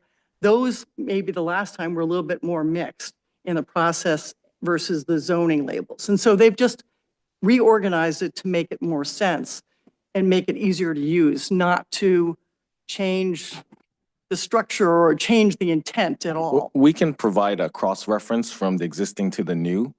I don't think we will be able to incorporate the new overlaid with the existing. It's going to be way too confusing. There's going to be way too much whole sections being struck out and whole sections put in. I'm not just thinking about it through my head. I'm not sure if showing the existing and then showing the new language next to it in that numerical system is going to work from a readability standpoint. We can provide, for example, your section, which was the cultural resources. We can put that section and we can put the new section, which is 18.4. It's throughout the entire document. So I mean, I'd be Yeah. amendable to that Yeah, because we- we don't have something like that We right can now, take a right? run at that. And then there are changes thereafter of like what is required. And we may then want to look at other areas that can be moved, right? Just based on having that crosswalk. And so I don't feel that we have that now to be able to make an informed study session and conversation about this. So If the concern is the organizational layout, I think that's valid. But I think we can use today to go over the substantive content that's being shown in here because that content doesn't get changed unless council wants it to be changed. In other words, it's not a organizational. Many of the things in here that we've highlighted are things where we need the feedback from the city council. And they are in many respects standalone, where understanding the context of where it came from originally is, as I'm hearing from you, is helpful. But I think the content that's there and being shown stands on its own, meaning I think you can look at this and determine whether you may have questions of staff, but I think it's there to be able to respond to in terms of whether you believe it's okay, not okay, or we need to change it, or what have you. And if there's things in here that the council believes still is not ready for prime time, we can go back and look at it. But I think, as Mayor Nowak said, I think it is worth it this evening to go through the substantial or the substantive changes that's being proposed. yeah, I think it's important that we do go through the substantive because we want it to align with our general plan and this is going to be our governing document, right? But again, I don't want us to hastily go through something just assuming that everything is there because as I had looked at each of the parts, which were, I believe, 6 parts, and 3 parts to each 6 part, which is 18 parts with the red line, and then comparing it to the municipal code, which then makes it very challenging, not just for someone who is now on council, but also the public to be able to figure out what is it that's being changed. So let's just move on from there. We'll get you the cross numbers and hopefully that can help you understand that. But I think we'll move on with other comments on section part 1 and part 2, if other people have comments on those sections. Do you have any other comments beside that on those This- sections? Oh, I was just wondering if anybody had any comments about how, in addition to the code when they were reading it for the staff report. And if people wanted to move forward with the study session. I'm fine moving forward with it. I don't really have any particular I'm comfortable moving on with our discussion. Yep. I'm comfortable. Yeah, I think if the planning department can get the cross-referencing document, that would be helpful. But since the staff is here, maybe going through those sections, because we're going to have another one of these, right? This isn't But we're the, going to have, I don't know if we're going to have another study session, but we'll have a public document that will go out after we make comments on this. They will put together a Right. document that will go out to the public. So in the meantime, we can get the cross numbers and be able to take a look at it. but I think the clarify consultant that. mentioned that we could have another study session if needed. Is Yeah. that what I heard? So Michael, since we have you online, would we be able to have another study session thereafter so that we can? Let's decide that offline, whether we need another one. Let's get through this tonight and then we'll we'll make a decision But on where whether we we are right need that. now is, Because we have 4 of us that are okay moving forward. So let's do that, and then we'll decide if there are complications or issues, whether we need to have another study session or we need to have a next public. We'll go through this a couple more times. So it just may not be a study session. It may be a review session instead. So I'm just saying the format, and the next time we look at this, let's discuss what that format is. Once you get a chance to look at the cross-referencing numbers, and then see if that helps the process. So let's just go through the items now, the substantive items of the code, and then we can go discuss that at a later point. okay, So but just to correct it, I don't think it was 4 that were moving forward. I think it was I think it 3. was all 4 of us that said we could move forward. No, there was a question. Yeah, I mean, I think we go ahead and move forward with the questions. And then, like I said, if we need to have another study session, we could agree to that. Yeah, we'll figure that out once we get to that point. Yeah. Okay? Okay, so going to the other questions. So my first question is, the stuff that's in green is not only what's in our general plan, but what's in our housing element is what we consider state law, right? So this isn't just like the ADU state laws. This is what we agreed to do under our general plan that was approved and under our housing element that was approved by HCD, correct? That's correct. Okay, and so the yellow is just discretionary outside that realm. I have a couple of on page, Are we just doing part 2? well, you can do Yes. part 1 if there's anything on part 1, because there wasn't a lot in part 1. I have except- something on Yep, part 1. go ahead. Yeah. So the one thing I had on part 1 is I noticed the setbacks. You were discussing setbacks. And we do have setbacks for the RMD, which would be the Mangini at 15 feet.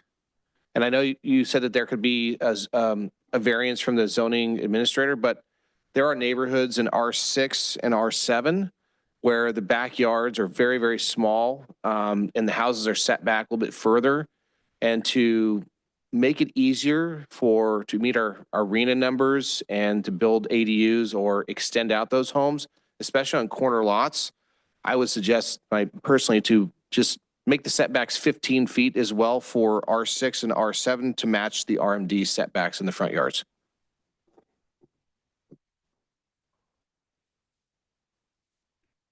Okay, anybody else on that one? A question about the general plan and the use designation symbols.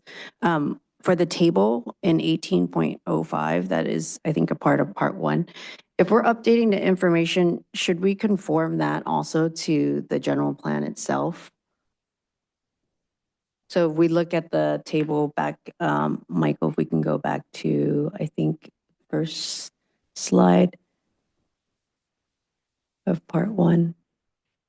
Right here. So if you take a look on the right-hand side, you'll see that the MFVL on the left and the right, it says is MFVLD. So I'm looking at this just in the eyes of if somebody else were to come and take a look at the zoning component, that even those two don't match. Is there a reason why we just use MFVL versus VLD from the right-hand column? And that is consistent throughout too as well. So Counsel- naming conventions are really jurisdictional specific. I think a good practice just being that there is definitely a difference between a general plan land use designation and its implementing zoning district. I think it's typically common to have in some cases, a different acronym or a different land use code for that. So for the example of, let's say MFL, it used to just be ML. We modified that to be more consistent with the general plan, in which the general plan uses MFLD. So we did modify it for some consistency, but having it be distinct in some ways, I think actually adds to the usability, being that they are really two distinct documents with two distinct purposes. So so you're saying, for example, that let's go to line 5 where it says MFVH, and then on the right-hand side, it says MFVHD. I mean, just for consistency wise on the acronym, could we just conform it to the general plan? Because the general plan is on the right-hand side, just to make it easier and. Councilmember Law. Yeah, I think There's also some other reasons why the general plan designation doesn't match the zoning specifically. There are multiple zoning districts that are consistent with, say, for example, one general plan designation. So you couldn't sync them all the way through. And the general plan is its own entity, and it's helpful for staff when someone mentions a certain designation that we know they're specifically talking about zoning versus general plan. I understand what you're saying. It'd be nice if they all synced up. Yeah. But the general plan designation covers more than one specific zone district in some cases. So if we did that, we would have a problem because we wouldn't be able to do that. So in some cases, but then on the cases that don't, would we be able to just do that to make it more consistent as we're looking at this? I mean, this is, general plans and zoning traditionally have different nomenclature. Yeah. For example, the D is for density, which emphasizes general plan is where you go for density. The zoning just follows along with it. Yeah. So it's kind of called out in that fashion. Ultimately, it's up to the city council, but there is some validity to having them distinct. Yeah, you always have a separate general plan designation from a zoning designation. If they're the same letters, that's confusing as to what you're referring to. If it's the general plan designation or the zoning designation, you don't want them the same because they're two different things you're discussing, right? General In plan. some instances though, not Well, in all. some, but Yeah. you still, when you talk about zoning designation, you want to talk about zoning designation, and therefore the letters are different than if you're talking about a general plan. Right. And these can change over time, not a lot, but they can change over time. So it's important to have separate nomenclature for the zoning designation from the general plan designation. Because And we would that's- ultimately update it again anyway if there were some changes thereafter. Well, if somebody came to us with a zoning change or things like that, Yeah. you could get those changes, but if you have you can't change the general plan designation necessarily. yeah. So you've got to keep the designations separate by having two different sets of letters, one for zoning, one for general plan. So that's why that's done that way.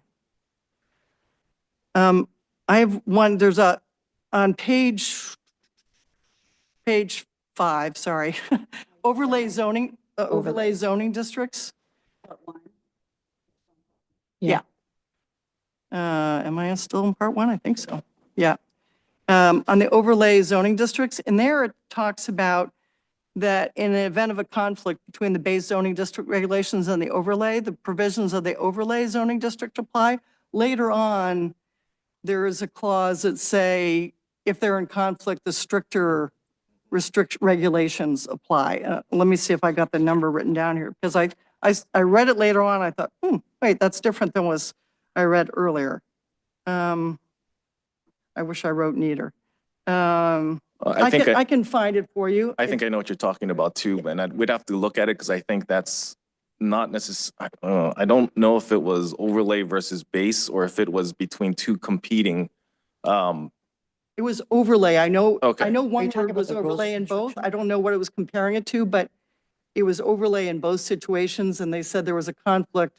The stricter one applied. It's in- in, in under their- section 18.10.30, which is rules for construction of language. I think that's what you're referencing. Oh, Section yeah, A, page 149. is it I 149? think it's 149 in the second time. I see overlay versus underlying. Oh, I'm in More part one. restricted, page 149. I think it's in section 2 is where it states that, page 149. We would modify it to essentially the PUD would. In that situation, the PUD carries through. It's not the base because you're rezoning to PUD with specific standards, so that should apply, not the Yeah, anyway, so conservative. the wording just seems in Yeah, conflict we between will those two. So if go back you and could fix that. take a look at that. And then, let's see, is 18.15 still here? Mm, 18.1, that's part 2. that's part 2. Okay, Yeah. good. Then I'm not. Anybody else on part 1? Yeah, no, Anything else? so just I just wanted to echo when you said part 1, 18.10030, it's actually on page 10 for the rules of construction of language. I hear you where you said, when two statutory provisions of this title conflict, one being general and the other specific, the city shall apply the more specific provision as an exception to the general provision. No, I I'm didn't- talking about an overlay one on page 149 later on, not this language. Oh, okay, yeah, I It's- didn't find that there Yeah, was anything that was in necessary. the to next change there. part, let's see. In part 2, that's the long one. It's page, Which one are you at, Sue? Are you in the, so one's in part 1 and one's in part 2. So in part 2, are you in part 2F, which is the required changes or the best practices? I'm G? on page 129 in part 2, 149. I got to get there And I also first. want to add that it would be helpful to add bookmarks so that you can go to the table of contents and click to the section. Sorry, I'm just, So 149. it just makes it easier for use versus searching. That's why I wrote the page number down, so that was, There is the ability to hit your control button and then click on the actual page number at the top of the table of contents, and it will take you to the applicable section. oh, Even on your iPad? yeah, I was about to say, I'm Because not all sure we about have is an, all we have is an iPad. let me just, I'm almost there, just one. So I'm like, 149 says is it 18? it's overlay districts, right? Yeah. So on page 149, when there is a conflict between the standards of the underlying zoning district and the overlay district, the more restrictive provisions will govern. So that's where I was confused between that language and what was in part 1. Yeah? Yeah, that language came from the old language, so we need to actually fix that. Yeah, if you could fix that, that'd be great. Okay. Anybody else on part 1? No? All right, part 2. I have a I think that is bunch. part 2. Yeah. Okay. Well, go ahead, Amanda. Yeah, okay. This is an odd question, but on page 36, I'm just curious what the story is behind having a zoning permit for a basketball structure. Yeah, this one, when did we do the basketball hoop one? Well, we did this a couple of years ago. There's history 18? about basketball hoops. Essentially, previously it was considered an accessory structure, and in the front yard, you can't have an accessory structure over 3 feet tall. But as you probably know, if you look at any neighborhood, you see basketball hoops in the front yard. So at that time, we carved out an exception for basketball hoops, but we didn't want to just have the basketball hoops proliferate throughout a neighborhood. So we required a zoning permit to make sure, because I think we do have some provisions in here for where you can place it in the front yard. We wanted to make sure they were following that.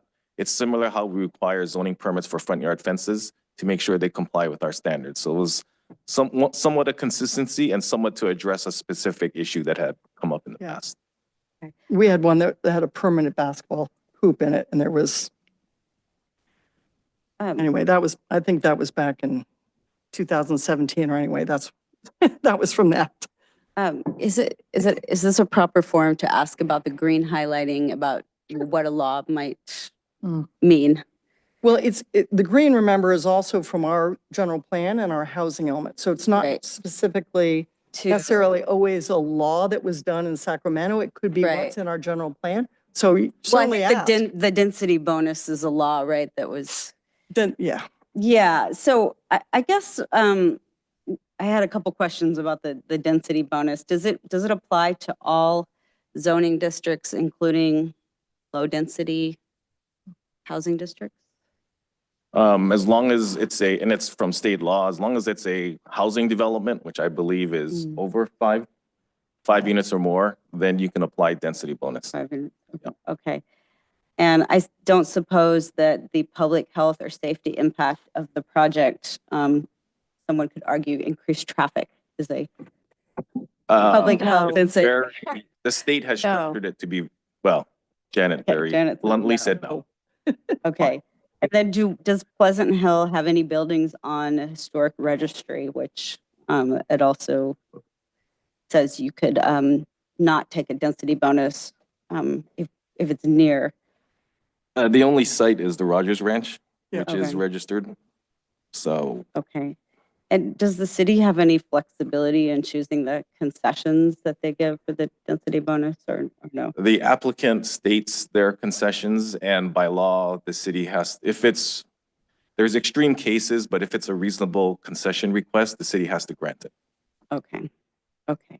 So to elaborate on what she was talking about, somebody had a single family home and they did a lot split and then they did multiple units, that would not apply to the density bonus, right? No, that's Okay. that's separate state law. And that's SB 9. Correct. That does the lot splits. That's a different, and this has to be a development of 5 units. Lot split, one person has to still be on the land. So that's a little different than a new development. Should I keep going? Yep, go ahead, Yeah, keep okay. going. So this is on page 166 about the Park and Rec District. I know we had a letter writer and I also have an arborist in my neighborhood express some concern about that removing a protected tree would not be subject to city review. And I don't know if the Park and Rec District would have a process for that, but the thought was that residents would have an opinion if the Park and Rec District wanted to cut down a, giant historic oak or something. Yeah, or a tree that is, that we're trying to preserve under the preservation ordinance. So I don't know. I assume there was discussion around that before. Director hat on? Yes. Yeah, You know, or just to Michelle. follow- We had Please. we had a couple points that we discussed. Michelle can come up and. Okay. But we had a couple points on that. And there were a couple like traffic, parking, trees and some things like that still are up for discussion. That was discussed quite a bit at our session last year. So, Michelle, you want to? Thank you, Mayor Nowak, members of the council. Just briefly, so the Rec and Park District is in the business of saving trees, as many of them as we can. So as a protector of trees in our community, we do not take removing them lightly. And when we do replace them. And we would be following the same rules that are in the city ordinance. It would just really take out the hoops we have to jump through when a tree might be dangerous. We always get an arborist report, make sure that the tree needs to go. But our entire focus in the Rec and Park District is preservation of the natural environment, and trees are our friends. So Maybe it's worthwhile though to add, if you do the replacement, maybe it's worthwhile putting in our code that, despite the fact that they have this ability to remove trees, their policy is to replace them. It might be Yeah. help if we put that wording in the policy. Let me just add, someone Okay. who sit in those meetings, I can tell you, I would also, someone who sat in those meetings, I would tell you, there is a thorough review session that the district goes through and brings it to their elected board of directors to decide these things. It's not something that's, so maybe something, the language in there could be something to the effect of, the recreation and park district, staff with their board of directors review. So, something in there that says that there's a process that they go through, and it's not just a single person making that decision when it comes to tree removal. Well, and include the replacement. It's Yeah, and helpful also to the also replacement have thing that in too. there because that's what we require. Yeah. Because I mean, I've sat in meetings where people came to us and said, well, we would like a tree removed, or we would like a branch removed because we're afraid of it. And it was like the tree was perfectly healthy, and we would get an arborist report to confirm that, and they wouldn't, they wouldn't necessarily make that. So At the Park District, we frequently assist the city in some of the new developments in placing trees that might not go on a development that needs to remove trees. So we are partners in that.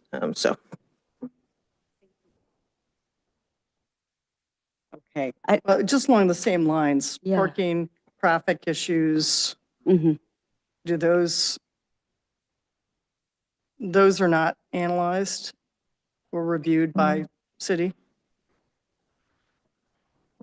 The way we have it structured is we give them a shell, if you will, of what they can build under. Mm-hmm. If they go beyond that, then it's subject to city review. But if they're within that shell. Does that have parking requirements and things like that in there? Well, I think this was asked is what are parking requirements for Rec and Park? Yeah. Historically, we have reviewed parking case by case for each project, and we've established parking standards. So presumably that would continue, where Rec and Park would have to do a parking analysis to determine what their parking is. And then we'd review that. And we have a zoning permit so that if something were to come through that seems, no offense, Michelle, but if something seemed a little out there, we have the ability to at least see that before Rec and Park does it. But it's a more streamlined process. It doesn't have to go through hearings necessarily. Yeah, I just, because we've had some concern about, and we went through this with the library and the park and, merging our parking lots, which was, great. That was super beneficial, but we had to analyze how much parking might be needed and how much parking not. And I just want to make sure that process has gone through because your parking could impact city services and vice versa. And so I think it's really important that we, make sure that that's the case in these circumstances. And I believe, Mayor Noack, that our elected officials, myself as the general manager and our elected officials would agree with you that we need to go through all of those processes. And we do with all of our development. All of our development goes through the elected board of directors. They make decisions. We do CEQA analysis. All of those things happen. What we're just really eliminating is redoing that entire process here at the city. And then I appreciate the fact that we are getting some lines in which to play in and being able to do that and move things forward. But we all share your concern of making sure that any development in the parks is appropriate and we don't overburden and that people are easily able to use them. Yeah. Parking, lighting, all of those things. And I appreciate your comments and the current board, but this document lives on, right? And so it's got to live on past all of you. And so I just want to make sure that, the line we had one, how long was that process we had with Rec and Park and that little gator? Too long. Yeah. I mean, that was several years, right? We certainly don't want to go through that process again, but I just want to make sure that whatever this umbrella is, allows us that site, like you're saying, the zoning permit at least allows you to take a look at and say, what? Yeah, and to be clear, they're not exempt from CEQA. Yeah. So they still No, have no. to go through their CEQA process. Yeah. Okay. Anybody else have anything on the Rec and Park stuff? Might as well get that out of the way. Okay. Amanda, did you have other stuff on? I was just wondering about changing the terminology from homeless shelter to emergency temporary shelter. And it just seems like less specific. Like if you say emergency shelter, I think people are getting away from a fire or And I a- think it can be. I think it can be that. I think Yeah. when we did the last emergency shelter, it was in case of a massive earthquake that we might have to build an emergency shelter that wasn't for the homeless. It was for others as well. And that's why I think the wording has changed, is because it encompasses more than I the had a homeless. question about that too, about Yeah. the school lots. Is there a reason why we include the school lots as an emergency shelter location? Schools are used a lot in emergency situations, so I'm not sure. In terms of like, you mean? The lot space itself for Yeah, the emergency so shelter? to like put like, you know, like FEMA services would be put Yeah. there, something like Oh, that, so right? that's only for those emergencies, not for like, for example, if it's a need for transitional housing or, That's different. yeah, okay. That's different. That's not an emergency shelter. That's why it's, Okay, so we're using reclassified it away. specifically for like a disaster emergency. yeah, it's for emergencies, not for sort of everyday use. Right? Okay? I've got, I have Go a ahead. question. Yeah, keep going. Everybody's got, everybody's got lots of I notes. think, So I mean, keep there's a going. lot in here. So the scenic setbacks, I know there was a comment about, from someone in Gregory Gardens about allowing more flexibility with home additions. So does the 50 to 25 foot setback take that comment into account? The 50-yard is only on the specific scenic routes Oh, that so are what- outlined. It's not on It's every not route. everywhere. No, It's just no, those- It's just this, those there's like 4 scenic 4 routes, roads. and then there's Okay. 4 that have no scenic route setbacks. So it's only those 4 roads. Okay, Yeah. gotcha. Yeah, yeah. Well, okay, well, then when it comes to Gregory Gardens, was the setback You don't have a, changed? I don't think you have any, I don't think you have a, There, well, it's Taylor yeah, Boulevard. there is Taylor. Yeah. But are you asking about the scenic setback or the front Well, yard setback? no, I think I'm now asking about the front. Oh, okay. I brought that up earlier about the proposed, so if you look at Mangini Delu, the setback's 15 feet from the front yard. And I believe you have R6 and R7 as well in your neighborhood as Fair Oaks and Sherman Acres. And a lot of the neighbors, especially in the corner lots, saying, hey, we don't really have a lot of backyard space, even less sometimes. And we're asking about a 15-foot setback as a standard instead of 20. That way they can build forward a little bit, maybe make that ADU feasible within their lot. I mean, if the council wants to change R6 and R7 to 15 feet, I mean, the only question staff would have is, do you also want to allow, because right now there's a minor exception process. So do you want to then allow a minor exception to further encroach No. into 15? Yeah, so there's minor exception to already take it back to 16 feet. That's just the zoning administrator looks at. It doesn't come to us for that. So So we is already that- have that in place. Why would we need to? Well, that's what Yeah. I'm saying. If there's this minor exception to allow to go to 16 feet, do we need to change it to 15 if that minor exception's already in place? To remove burdens for people in building. Is Well, they're there still gonna have to Is go there a and- But fee? if there's Yeah. already a They're minor still gonna have to exception, go that means and- they still would have to go to. My the question zoning was commission. more, if we go to 15, do you then want to allow people to get a minor exception to go 20% inside of No, 15? I don't think we'd want to exceed more. Okay, that's fine. I Yeah. just wanted to make sure, so we would structure it that way. If the consensus is to move Yep, R6 the and R7. consensus is 15 feet and hold that line. Yeah. Okay. All right. Keep going.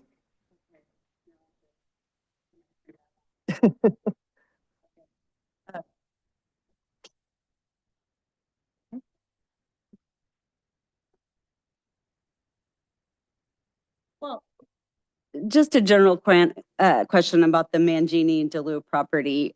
Someone could in fact use a density bonus to make it more dense than what we've zoned for. You Correct. want me to take that one? There's a bunch of things on Mangini and Delu. So Mangini and Delu, originally, we had 3 zones. We looked at doing single-family home, close to single-family home, moving more to multifamily as we got further away from the single-family home. And there was quite a lot of quite a lot of discussion on that. And so what we ended up doing is sort of merging them and saying, we're going to do this single family home to multifamily, but we're going to have to do it in a master plan. And so the master plan will have to be done by a developer for the entire lot, incorporating both of those things. So while the density sits from 4.3 to 11.3, is that what it's in there? 13, anyway, something like that. But then in addition to that, and that's actually one of the things I would, there was an agreement by the council to cap the number at 210 units on the Mangini property. And so that's been brought to council and approved at council at 210. And then how it's made up by the different densities will be part of this master plan. I guess what I'm asking is, doesn't the density bonus take that decision out of our hands? Yeah. That, I mean, it's state law. We can't usurp state law, so density bonus is a state law provision, just like SB 9, right? We have PUDs that never envisioned, well, PUDs and SB 9 is up a question, but my point is the same as SB 9 is densifying, double densifying certain areas, state law. Density bonus is a state law. If they comply, then they are open and eligible for all the benefits of density bonus. So that would yes. then exempt all of the general plan for the Mangini and Well, to a certain it extent. depends. They give them some exemptions. They can request waivers. It has to be valid. It has to be justified. So there are certain things they will be eligible for, but it's not really a carte blanche. You're open to do whatever you want to do. We still need to take a look at it, but it does afford them state law flexibility. Yeah, because when we were at the Planning Commission Academy or that training, they mentioned that there were waivers that developers can actually ask for as long as they meet that density. So, I mean, for what it's worth, it just as a point, density bonuses in this city have primarily and actually solely been used for waivers, not for density increases. That's not to say that's going to happen, but in this city, that's been our experience. Just to put a quick point, the point of state density bonus law was not density. The point of state density bonus law and originality was affordable housing. And so if you were including affordable housing as a developer, that is the key that unlocks density, because it was often thought that I need to build more housing here in order to afford the deep discount I have to provide on the units or units that I'm including as affordable. So oftentimes, though not required, a developer will provide, well, they must provide affordable housing. In doing so, they are entitled to unlimited waivers and some concessions, and the concessions are based on the level of affordability and how much affordable housing they're providing. So there's some math there. But the general point is, if affordable housing is provided within the development and they apply for density bonus law, they're allowed additional density if they choose it, but they're ultimately allowed whatever concessions and waivers are necessary to achieve the affordability component they're proposing. And that's it, bottom line. whatever waivers too. So, there seemed to be a sort of a lot of letters that were very similar about this property. And there was concern, it seemed in the letters, that there were going to be rentals versus townhouses or for sale properties on the Mangini site. Does the zoning actually indicate whether it's for sale or for? No, and the city has not delved into whether it's rentals or ownership. I think there'd be some problems there. Okay. There's one more question on that. So if we're requiring a master plan, I mean, the Manginis, they could not sell the property. They could sell it 1 acre at a time. They could sell half of it. So how does that work if they weren't to sell it in one big chunk? Well, the way we have it established is prior to any development on that Mangini-Duluth area requires a master plan. So even if they sold off an acre, if that person who bought the acre wants to develop, well, you're gonna have to do a master plan first. but it could be in chunks, right? As Amanda has mentioned, but a master plan would have to be in place before. Master plan would be holistic for the whole property. the whole 20, The whole 20. whole Oh, place, not not just just that. not just there, the whole whole thing. Mangini-Duluth zoning. So on Mangini Delu, we have 70%, up to 70% lot coverage. And I'm assuming that's for Mhm. the multifamily.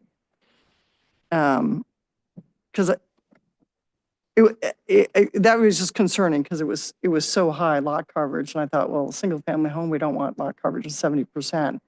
Multifamily, is there a way we can indicate that up to 70% for multifamily and a lower FAR for single family units on the property? Our first attempt to kind of accomplish what you are stating was when we split it. Yeah. And we had appropriate development, and that was confusing to a lot of people, and I understand that. So if we're still trying to, I guess, limit, for in your example, lot coverage for, say, for single family, we could look into that. I don't know. Maybe we could craft it in a way where single family defined is a certain Yeah, I FAR. just think should be a way to separate those two out a little bit if we could. We'll take that and we'll look at Okay. that. I don't have a good answer All right right, now. great. Because the other thing that was on there was 35% landscaping. I thought, well, if you got 70% FAR and 35% landscaping, that's 105% on some of those lots. So we have a If little- it's first floor only, you're right. But if the FAR was meant to limit Yeah, mass, yeah. Yeah, anyway, that was my comment on that. Did you have something else? Splitting the zones, is that what you're saying? So originally when we looked at it, we had 3 zones. Yeah. And then that didn't work. And now we've got it currently at 2, but we're going to put it into 1 because the master development's got to do the whole thing. And the concern is we don't want to use that line to say, okay, to the right of the line is single family, to the left is multifamily, because it could be done differently than that. And so we didn't want to define it so clearly in 2 zones rather than have the master plan do that for us and achieve the same thing. So anyway, that was my only comment. Provide on- flexibility for developer when they Like come a in, right? mixed Yeah, use type yeah. deal? Yeah. Yeah, so, anybody else on Mangini Delu before we move on from that one? Okay. I have, I'm going, sorry, back to page 40. Yeah, if you can tell me which one you're at, that would be I'm- very helpful. I'm still in Part 2? Okay, page 40. Part 2. Still in part 2. Page 40, and we haven't, poor Michael hasn't gotten to part 3 yet, so we're still in part 2. Sorry, page 40. I only see required changes. It's on waivers. Waivers. Number of waivers? Number of waivers, 18. Number 2, number of waivers, a housing development that receives a waiver of any maximum controls on density in compliance with government code shall only receive a waiver to allow a height increase of up to 3 additional stories or 33 feet. And I was like, additional 3 stories seems like an awful lot to get a waiver for. Because I'm not sure I understand what that's trying to tell me. I mean, maybe Michael can better explain, but waivers, there's no limitation on waivers, as Ethan noted. Whatever is necessary and the finding is made to provide the housing, they're eligible for. So if somebody had a 2-story condo unit and they applied, they could go up 3 more stories. Is that what you're saying? If it's zoned appropriately. They could, Michael, do you know if that portion is They from state could. law? They could, yeah. So there's a case that's happening currently right now in San Diego, where there is, it happens infrequently, but the incentive is if you are providing enough qualifying low-income residential units within the development, you are allotted these waivers and these requests. And so height is often a requested waiver to exceed the maximum height established in a zoning ordinance. So we do see it frequently used, especially on smaller, more compact sites in which going out isn't really feasible. Going up would be really the only way to achieve the density that they would be allowed, given the amount of affordable units that they're providing. How would that impact high density areas already that are zoned? Right? Because then that would mean that people will continue to build up even more.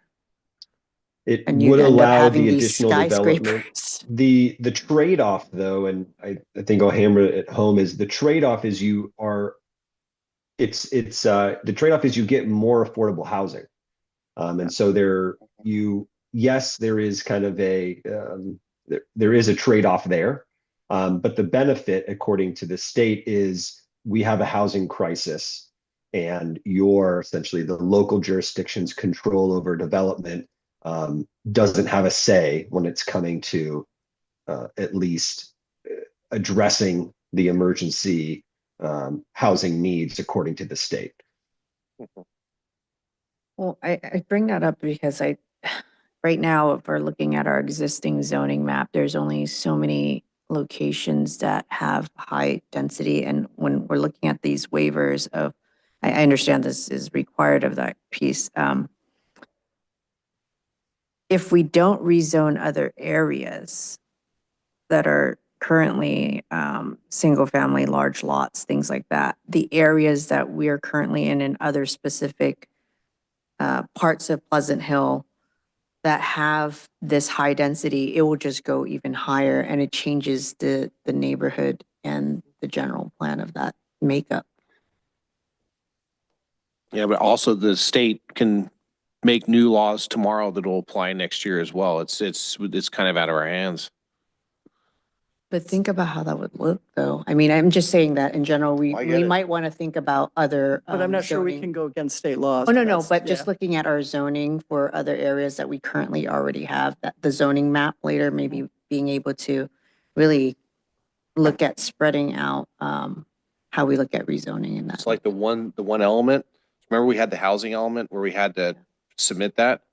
You got to get approval from the state too. So like if we want to change all those things, like in the next go around, the state still has to approve like Yeah. where you're going to put those things, I think that the big challenge was last time of having to divide those high density areas Around the city. Around the city. Yeah, Yes. and so, and that's where I'm bringing that up, where if we have, we take a look at our zoning right now, and in the areas that are single family homes that don't have a lot of the, high density in that area, maybe we can look at just spreading it out so that we don't end up with the whole redlining and segregation or things like that, where you end up having high density in one location and then you have these other different parts of the neighborhood, and it does change. So that's, I think what you're saying is an example of that was when we had apartments that were as part of this process was the Paso Nogal and the Morello and thing. And so, what people were really upset about was why are you putting apartments on the side of steep hills when there's, when there's other places you could possibly put it. But what HCD kept coming back to us is that we have to spread this out equitably, right? Even though one would argue there is no resources on Paso Nogal, there are not even sidewalks, but HCD didn't care. They wanted everything to be spread equitably through the city, despite and so when we sat there with overfull crowd, we were basically, our hands were tied because we had to make our numbers, and HCD was specifically telling us to go into this and put them into these areas. And so and in doing so, it spread that across multiple parts of the city and put that in a higher resource area, which was the west side, the northwest side. Yeah. And so that was kind of, to your point, that's kind of what HCD kind of, right? Yes. They kind of led us to like, this is what you need to do, much to the chagrin of our residents, but we had to do that. We had to make that change.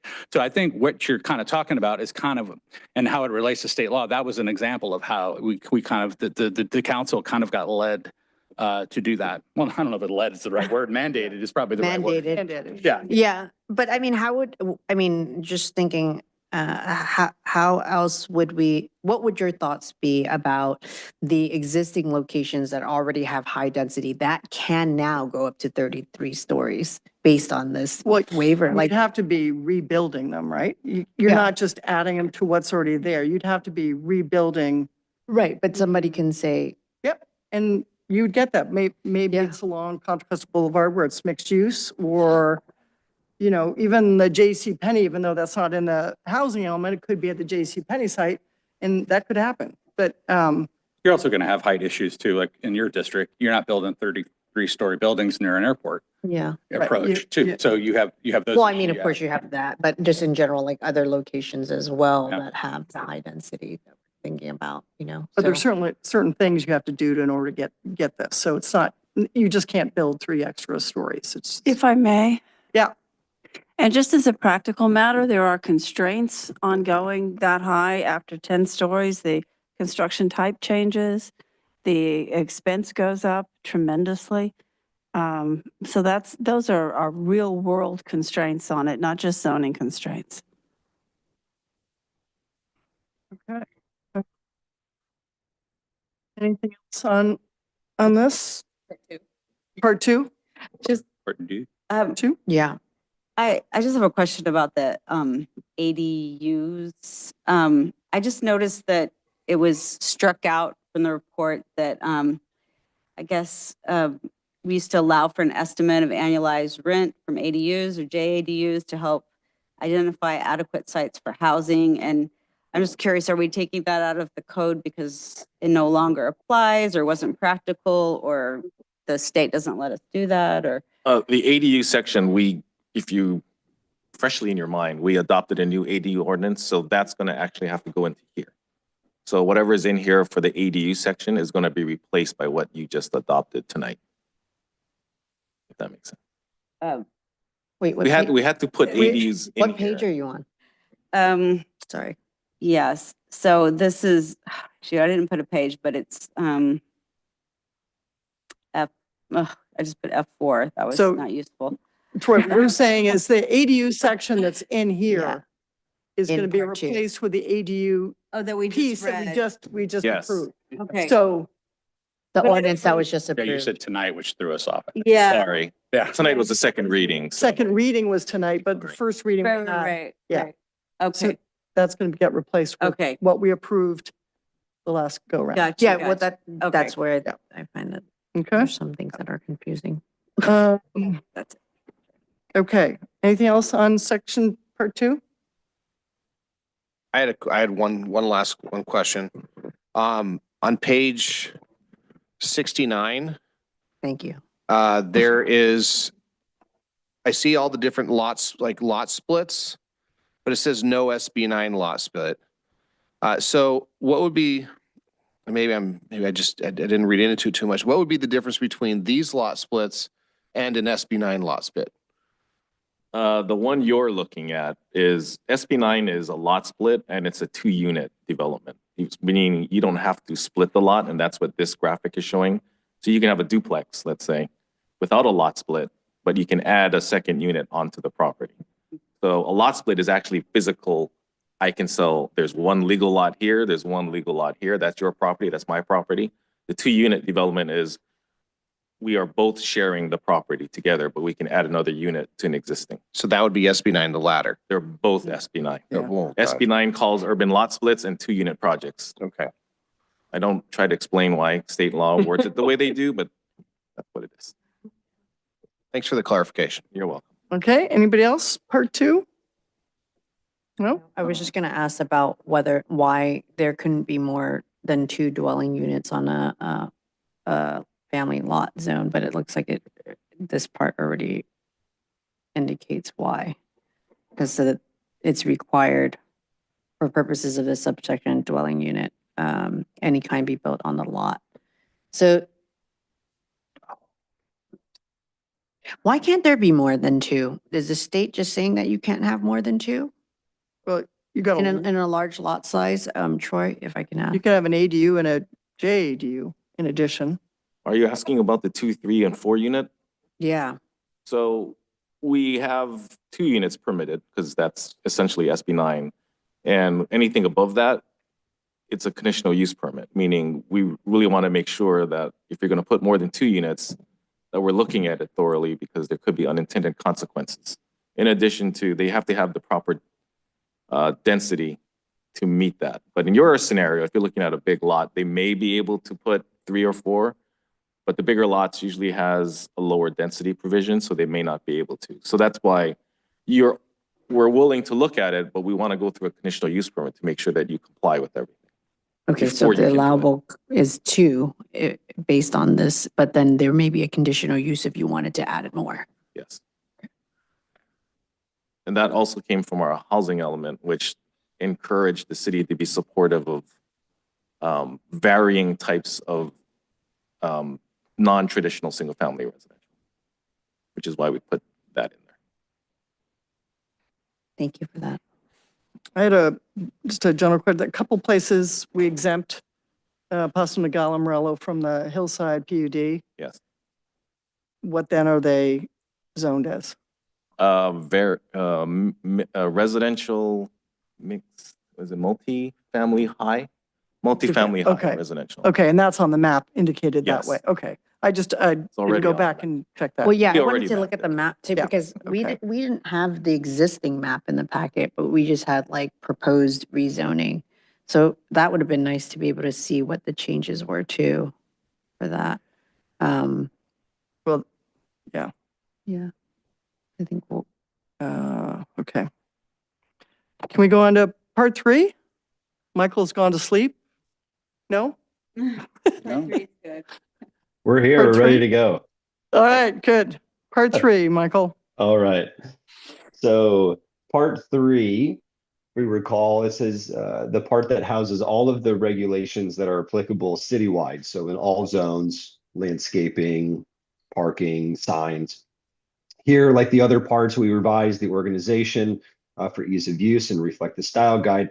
One point that I do want to make when we had our initial discussion earlier about organization, where items went, I do want to just point out for the council that at the end of each provision, we do have a source tag as to where that provision came from. So that will tie directly back to the existing cross-reference in the code that you have codified today. So we have that kind of that crosswalk, I think as it was referred to, does exist. We do have a source tag that exists at the end of each provision. So in addition to part 3, we took a look at the traffic safety visibility area that's shown here by the graphic. This is just really applicable to corners. This becomes a safety concern, especially when you have objects that are over 3 feet in height, whether that be landscaping or structures. So we put a limit on that. As you can imagine, driving up to a corner, it becomes difficult to see if people are walking or if there's cross traffic. We also took a look at the reducing and refining the creek setback provisions to remove any duplicative provisions and really overall just clarify the various review authorities for those standards, so city engineer and zoning administrator.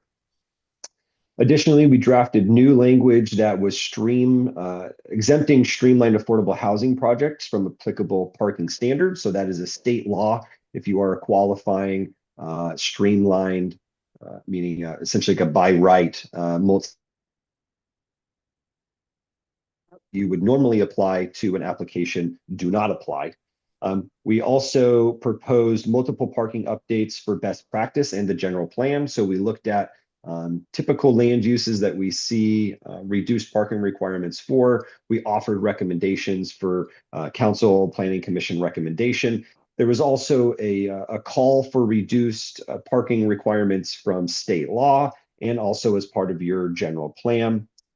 We updated parking for an applicant to propose a reduction in parking, the type of application and process that an applicant would have to go through to request that, and also the shared parking standard. So meaning if you have 2 uses that are sharing the same parking lot, kind of overall clarifying how you're measuring the amount of spaces that would be required. We also addressed the EV charging stations per state law. There are requirements that are in the building code that require a certain amount of parking spaces have the ability to be hooked up to EV charging. So really, we just cross-referenced state law there to make sure we were consistent.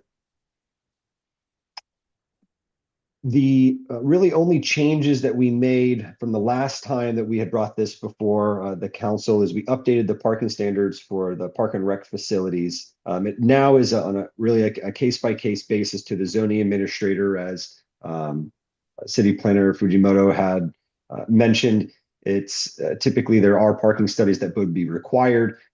Previously, we had offered a normal parking ratio that you normally would. Kind of council's direction was to bring it back to the typical standard that we go through. So other than that, no other changes were made to Part 3 from the last time that it was brought before the council. I'll move on to Part 4, and then I'll hand it back if there are any questions on these two. Part 4 is the permit processing procedures. So again, this is the part that houses all of the various entitlements that someone might have to get in the zoning ordinance. So variances, minor exceptions, zoning permits, and what have you. So in here, we really updated the separation guidelines related to adult businesses. So adult businesses have their own permit that they have to receive. There are specific requirements for these types of land uses.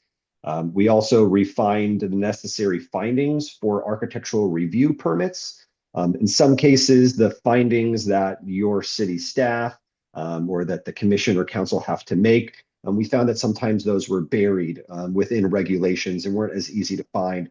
So what we did is we really actually separated those out into their own section. As you'll see in every chapter, we have those findings front and center. So it's easy, not just for elected and appointed decision makers, but also the public to see what are the requirements for an approval. We also clarified what would happen in the instances of when there are multiple discretionary permits being applied for the same project. So what are the procedures that one would go through, as that is oftentimes the case on some larger developments. And then a state requirement is we updated the reasonable accommodation requests to address the housing element. So a reasonable accommodation is a state requirement in which those that are qualifying, typically it's those that are handicapped or have some impairment, can request a waiver from a particular development standard to meet their particular needs. So state law requirement and also the housing element had it as a program that we would address in this update. We also looked at the various sign permits and approval procedures for your signs, added clarifying statements where we felt best practice allowed and what would be easier for interpretation and use. We also updated the purpose and applicability statements for your minor use permit and your use permit. That was just to make and create a clearer distinction, as these are two different types of entitlements. They have a different review authority and different findings. And having those clear, I believe they used to be in their own, they used to be combined in its own chapter. And now we've kind of separated those out to make it distinct from each other.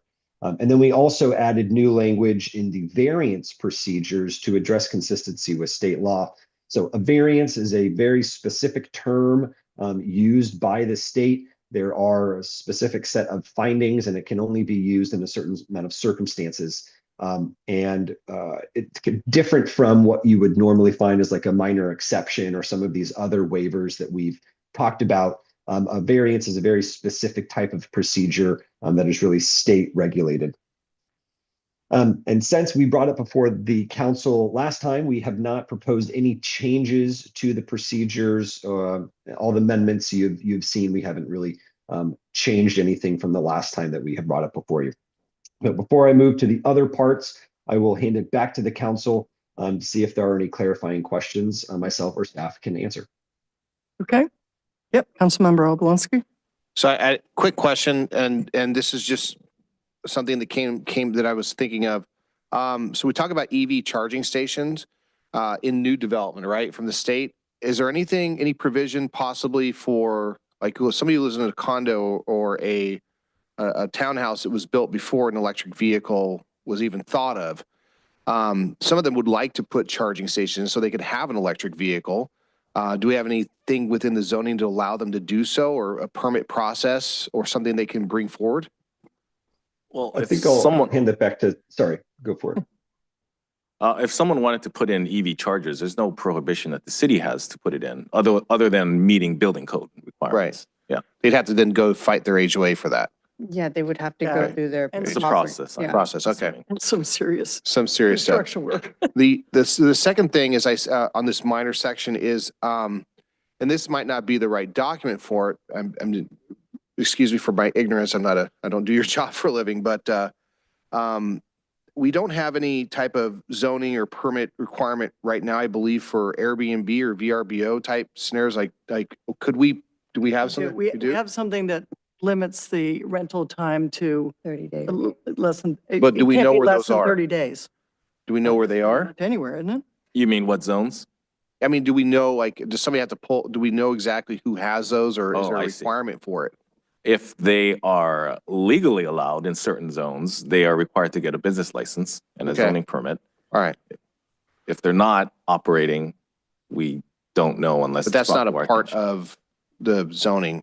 It's part of enforcement of our zoning ordinance. Okay. Yeah. All right. Well, it also didn't say in the ADU ordinance that you can't have a short-term rental for an ADU. It has to be 30 days or Yes. more. Because I remember that we make money, tax money from the hotels, right? There's a hotel tax. Are they paying a hotel tax, or is that going to be separate from zoning? Yeah, I get don't- where you're going. I don't Yeah, know what yeah. they, Well, Yeah. well, just because the ADU piece doesn't mean that somebody can't rent out their Airbnb home, right? If somebody were to go somewhere. Well, they have to get I a mean, business. Well, yeah, license but to do that. I think to the point of what Andre was saying is how do you know that there are these Airbnb locations or homes or ADUs or whatnot are They're being done rented out? illegally. There's nothing.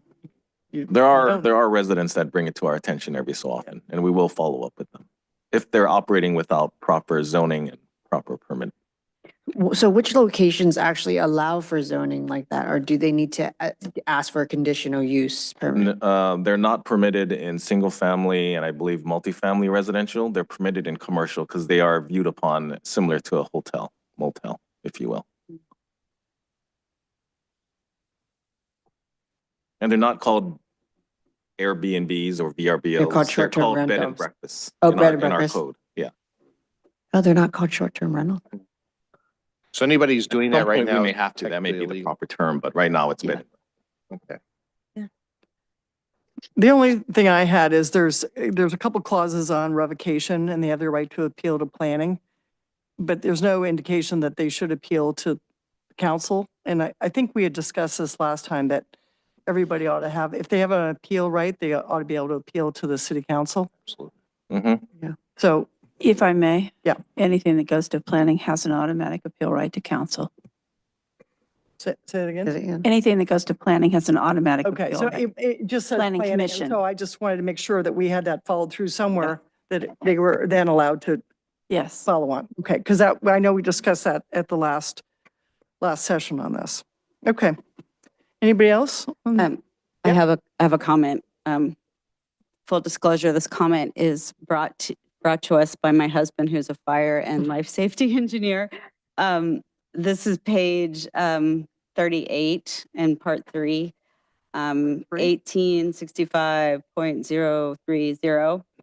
1865.030. So it's about the fencing. See if I can get up. So it says, in addition to the allowed fence and wall materials established in subsection C, blah, blah, blah, shall be made of non-combustible, fire-resistant materials. He was thinking that should be or fire-resistant materials. Otherwise, you're limiting yourself to metal, concrete, or brick.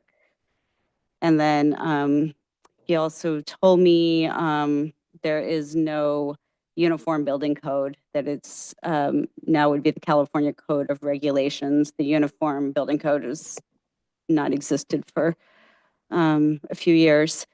So for what that's worth, he said it's the California Code of Regulations, Title 24. Sorry, I know that's Nope, that's micro okay. point, but That's all right. Okay, we can move on to part 5? Yes? No? Part 5. All right, part 5, Michael. Okay, so part 5 contains the zoning ordinance administration. This is typically just a reference part used typically by city staff or decision makers. Here again, we reorganized and performed just a general cleanup of the language for internal consistency to match the table of contents. We also reviewed and updated language to clarify the intent of this chapter, just so it was clear to ordinance users. We also established submittal requirements and review procedures for development agreements. Those happen between developers and the city. And we created a new section for findings for development agreements as well. And then we also cleaned up generally the non-conforming provisions, those being any sort of use or site that might no longer be conforming to the existing zoning regulations. And so in here that establishes what you can and cannot do with your property, what types of expansions you can do, and what might trigger another type of entitlement that you might have to get. We also codified a state, which is really a state allowed exception to alternative noticing requirements.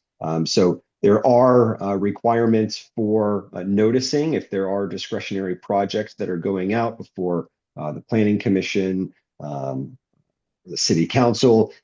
Government Code Section 65091 allows jurisdictions an alternative to that. So if there are notices that are going to be mailed out that exceed 1,000, so kind of that triggers that 1,000 mark, the city may, instead of mailing out notices, can instead put an ad or an advertisement in the newspaper. And so there is a requirement on the size of that, but that is a state allowed exception. And what we did is we just brought that in and codified that.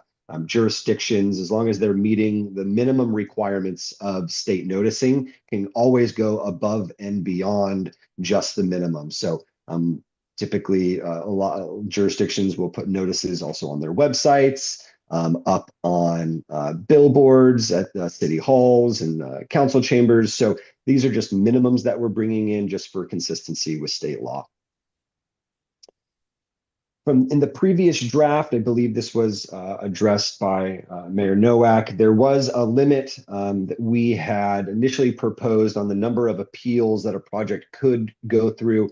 That was heavily discussed at our last council meeting. And instead now we've kind of struck that proposed language. And now there is no stop at the Planning Commission, or the Planning Commission wouldn't be the final review authority or appeal authority. So now it can go before the City Council. The City Council can also call forward for review any approval as well. And really any decision of the Planning Commission or the Architectural Review Commission can now be appealed. It always was that way. We had briefly introduced some potential language to modify that, but we brought it to the existing standards that they are now.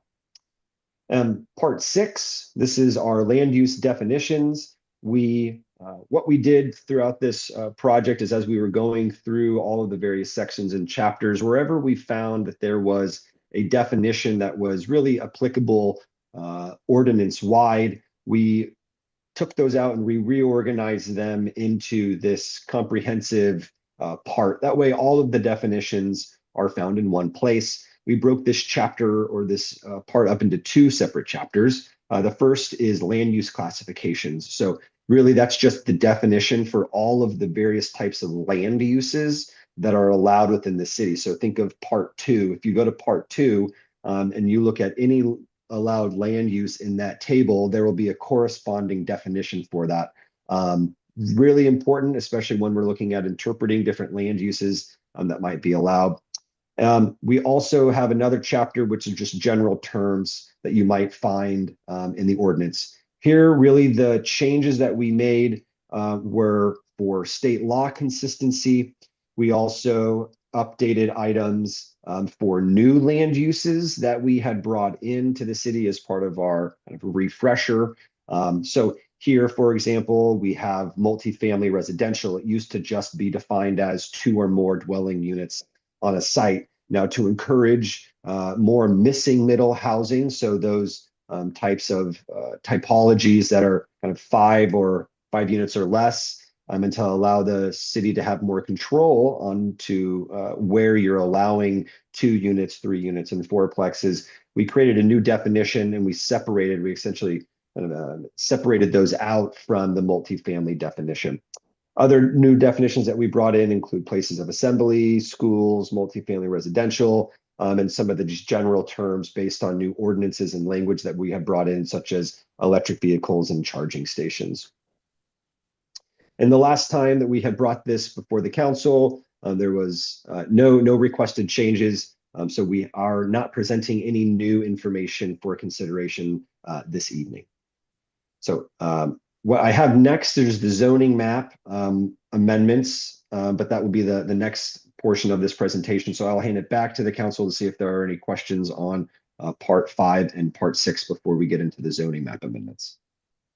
I had one quick thing on the alternative noticing. Since we don't really have any paper in general circulation, I mean, I understand this is a minimum, but we don't have any paper that's in general circulation, right? East Bay Times, I mean. We don't have an adjudicated paper. There are papers of general circulation, but they have to be adjudicated for our legal notices. Oh. Otherwise, we're a posting city where we have to post in 3 places. All right. So we're noticing we're gonna use. Sometimes for land use especially, Right. we belt and suspenders it and we go ahead and publish. Okay. All right. I just wanted to double check on that. Oh, I had a question about the noticing too. That doesn't eliminate the, like, our Outlook and things like that we're sending out, right? Okay. Yeah, but Outlook is not it only comes out every 2 months, so it's not gonna give notifications quick enough, right? Go ahead. Well, I would just note a project that had over 1,000 mailouts, we would do a lot more noticing than the newspaper anyway. Website, social media, the big signs out here potentially. And A-frames. And A-frames. I'd like The manager comes and visits you, I think. I guess, No Amanda? comment. I have one quick question on the definitions. I'm just wondering why the religious assembly was changed to group assembly. I mean, the only place I think it really matters is when you're talking about the adult businesses. I definitely have a different opinion about, adult businesses being close to religious facilities versus just general places where people assemble. So I was just curious what the reason was behind the change. Yeah, so it's more of an inclusive term. So the state has really defined it as an assembly type of use. No matter what you're doing, it is a group of people congregating for a similar cause. So what would also kind of fall under that are various clubs and lodges. And so what the state says is you can't treat religious facilities any different than you would treat another group assembly type of land use. So just to have it be a more inclusive term, we just renamed it to place of assembly. That way there's no potential conflict for, let's say, a jurisdiction permitting a lodge or a club by right, but then requiring a conditional use permit for a church or synagogue on accident. So we just looped it into the same term, being that the state already looks at it that way anyways. Thank you. Yep. Councilmember Oblonsky? I had a question on 18.170.020, which would be on page 12, application and initiation of amendments. There's a suggested verbiage for the general plan, an amendment to the general plan shall be applied for and initiated as followed. Application initiation, an amendment to the general plan may be initiated by motion of the city council, planning commission, action of the zoning administrator, or by request of any resident, property owner, or business owner in the city. And then in the second section, it says we can only amend it 4 times. Well, what if we have 4 residents who want to amend the general plan and then we can't do anything? I think I would like to see the verbiage have more firmness on a resident, business owner, or could apply and not necessarily submit an amendment to the general plan. I read it 3 times and I understand it, but I would just, that was the only thing, the only thought I had on that. And then on the second one, the zoning map, there's something that says in here, or request by all owners of a property for which the change is sought. So that also is a little bit ambiguous for me as well. So are we talking like if it's a neighborhood, all the owners of the neighborhood, or of a specific property, or multiple properties? Those were the only questions I had on those 2 sections. Councilmember Bolinski, just it's interesting you raised this because we are actually contemplating modifying that as to who can propose or submit for an amendment. We are looking at, it's not in here because it didn't make it in time, but we're looking at restructuring it so that really it's either the city council, the planning commission, or the zoning administrator that can initiate a general plan amendment, rezoning, zone text amendment. And I would note that if we had more than 4, what cities normally do is we try to consolidate. So let's say we had 6 people who wanted to do a GPA, we would consolidate 2 of them into 2 others, so there's still 4. Okay. Yeah. All right. Thank you, because I was a little worried about that. I think it's only happened once. Or no, it's happened a couple of times. It's happened I take that back. all in the past. It's more, a while ago. yeah. Wouldn't it all just be consolidated into one though? No, because so then- somebody could do it in February and somebody could want it in Yeah. November. You don't, We would have to keep going and yeah, you don't know. You don't know who's requesting it, so. That's, But when you said, Troy, when you're saying that we might, what part are we thinking of amending and removing that didn't make it in there? As to who can initiate a general plan amendment, a zoning ordinance amendment, or a zone text amendment. So are you thinking of removing the request of a resident or a property owner or business owner? Yeah, because they would be able to still request it through either the council, the planning commission, or request it through the zoning administrator. That makes more sense. Okay, so maybe saying request of any resident through the city council or planning commission. Yeah. Yeah, through the proper channel versus it saying request of any. I was just hoping that we weren't going to remove that opportunity at all. So. okay, anything else on these sections? Okay, Michael. Map time. All right, here we go. So this next section of the presentation has to do with the zoning map amendments. So we have our zoning text, and then the other really important piece of that, of course, is the map. Our zoning map always will accompany a zoning ordinance. It has the general layout of these various zones on every property within a jurisdiction. These will correspond to, most cases will correspond, or at least should correspond to your general plan. And that is what we have done in these amendments. So these are proposed map amendments to align your zoning consistent with your general plan land use designation.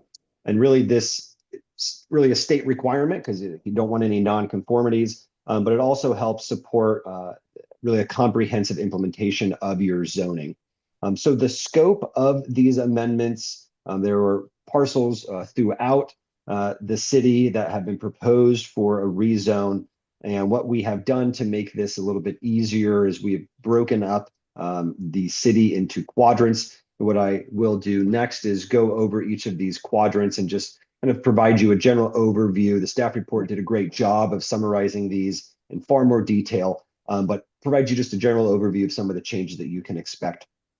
So we'll start with quadrant A. If you recall, we added a parks, and we have an open space new zone. So several properties owned by the Park and Rec District are proposing to be rezoned to our new Parks and Rec zone. This would include some of the open space near Elderwood Drive, Skyview Drive, Paso Nogal Park, and Shannon Hills Park.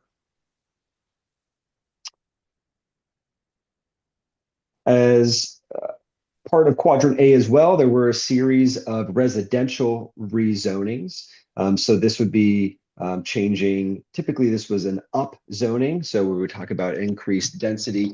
One of those would be Ridgeview Drive neighborhood that kind of increased from a multifamily low to a very low designation.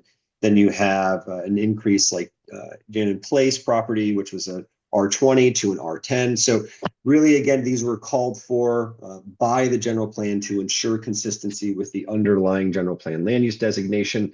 One of the ones that you'll probably see is right in the middle, which is the Mangini Delu property. It was R10 through the general plan process. That was given a new general plan land use designation, and now we've applied a new corresponding zoning district. In Quadrant B, there again were changes to the designations of some of the existing Park and Rec facilities to our new rec zone. Here is a list, Pleasant Hill Park being one of them, and some of the open space near Camelback Road near that multifamily development. In the residential areas, there was an increase in some of the some of the densities or some of the zones that allow higher densities. Specifically, we look at Camelback Road and the Scottsdale Road multifamily area. It was a multifamily lower density that general plan has called for an increased. So now we have an increased multifamily corresponding designation with that. We also have a series of changes from commercial, or that changing for commercial and mixed use areas. So Diablo Valley Plaza, that was changed to a mixed use designation. Same with some of the properties along Contra Costa Boulevard that were consisted of some of your professional and office zones and some of your R7. Those were also being proposed for redesignation to a mixed use. Same with your John F. Kennedy University property. Currently, that's zoned a professional office space that is being proposed to be amended to a mixed use, very high density. So a fairly high intense mixed use zone. And I think I'll just run through all of these proposed zoning changes in every quadrant, and then I'll hand it back to the council.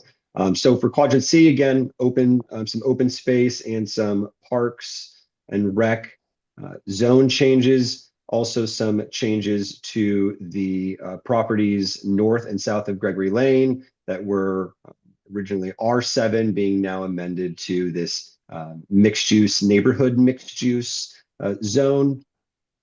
And then also some parcels along Oak Park Boulevard as well are being proposed for amendment to this mixed use neighborhood.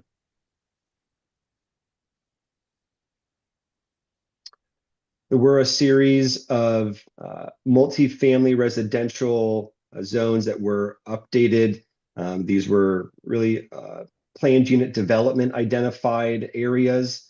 And what we've done is we just really made changes and amendments for consistency and applied some of these rezoned them to a medium density multifamily zone. There was also the change of the Douglas Lane and north side of the Oak Park Boulevard, in which we were rezoning from an MFL to a very low density multifamily. We saw some of those cases where the general plan actually was kind of inconsistent with your zone, and we had to do some amendments which kind of lowered the maximum density that was required or allowed.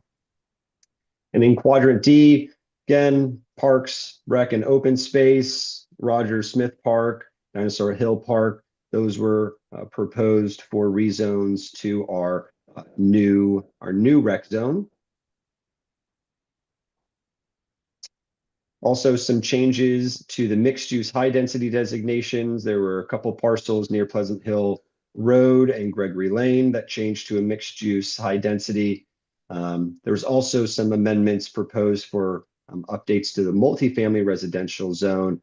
Specifically, if we look at the south side of Barnett Terrace, and really that it really brings the zoning into consistency with the MFLD general plan land use designation. So there were some proposed amendments there as well. As I had mentioned, the staff report does a far better job of describing and going into the specifics of these properties better than I went through. So I will take any questions that are have at least on the zoning map, and then I will hand it back to the council if there are any remaining questions on the other parts previously discussed. Any questions on the map? Yep. Councilmember Obolonsky. So the only question I had was over off of Lisa Lane. It's been zoned retail, and that looks like that's right in the middle of co-housing where it's zoned retail. And then this, I understand the mixed use, that makes sense, but I saw that section of red and that looks like the Iron Horse Trail. So I was just trying to get a little bit more understanding of that, why that's retail and where exactly that's at. Is that that corner where? It where- looks, it's. I found the map did not provide clear. This is the Fair Oaks Elementary School. That's the Iron Horse Trail. So it's like retail right along the trail. The Yeah, colors, like the colors are very close to retail business and low density multifamily. We had already raised this and we're gonna, I agree. The colors are way too close, especially when they appear separately. Yeah. When they all appear together, it's much easier to see them. But when you take it on its own, those two zones look very close. Yeah, it's like, what are we gonna put a 7-Eleven in the middle of the Iron Horse Trail? I mean, I wasn't orange. It's supposed to be low density. Are you talking about quadrant C? Yeah, quadrant C right here, right?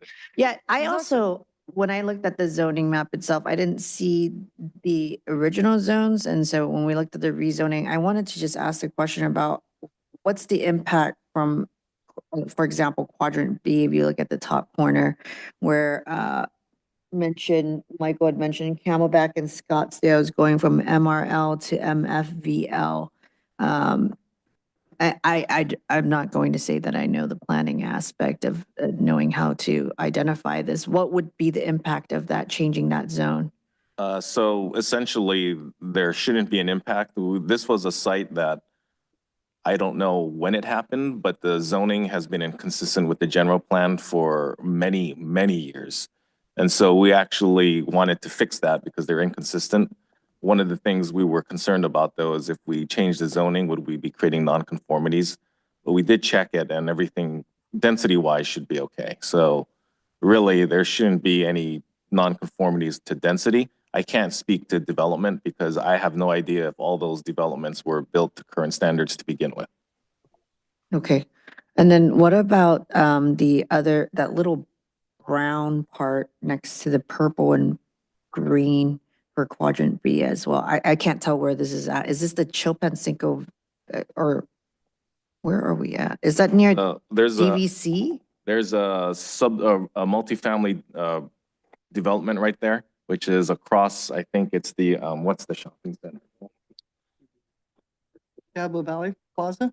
Is it Golf the, Club Road kind of by Chef Burger. If you go a little down past that, where the intersection is into the shopping complex next to Chef Burger, kitty corner from Chef Burger is this multifamily. there's a development. multifamily? It's low density there. So is this being rezoned or? Giant Chef, Chef Burger, Giant and Giant Chef. Chef. I'm sorry, haven't been there. So it's right by the Mountain Mikes and things like that. That's right there. So is this What's there currently? this is what's there currently, right? So if we're looking at the proposed 2040 rezone though, what is it that is different? I mean, I guess it would help me if you would lay out what are the differences from the actual map itself as to what we're seeing as a rezone. I think it's also a down zone because it was improperly zoned from the general plan. I'll take a look right now what the zoning is currently. Yeah, that was one of the reasons why I thought it would be helpful if we had an overlay of, the existing zone and then overlay on top of like, these are what are the things that are changed from now the proposed rezoning? Because I think that would be really helpful. There's also a summary in the staff report. Let's see. And Michael, I did look at the sources and there were some sources that did not connect to where the original source was. So I still would like a cross-reference check.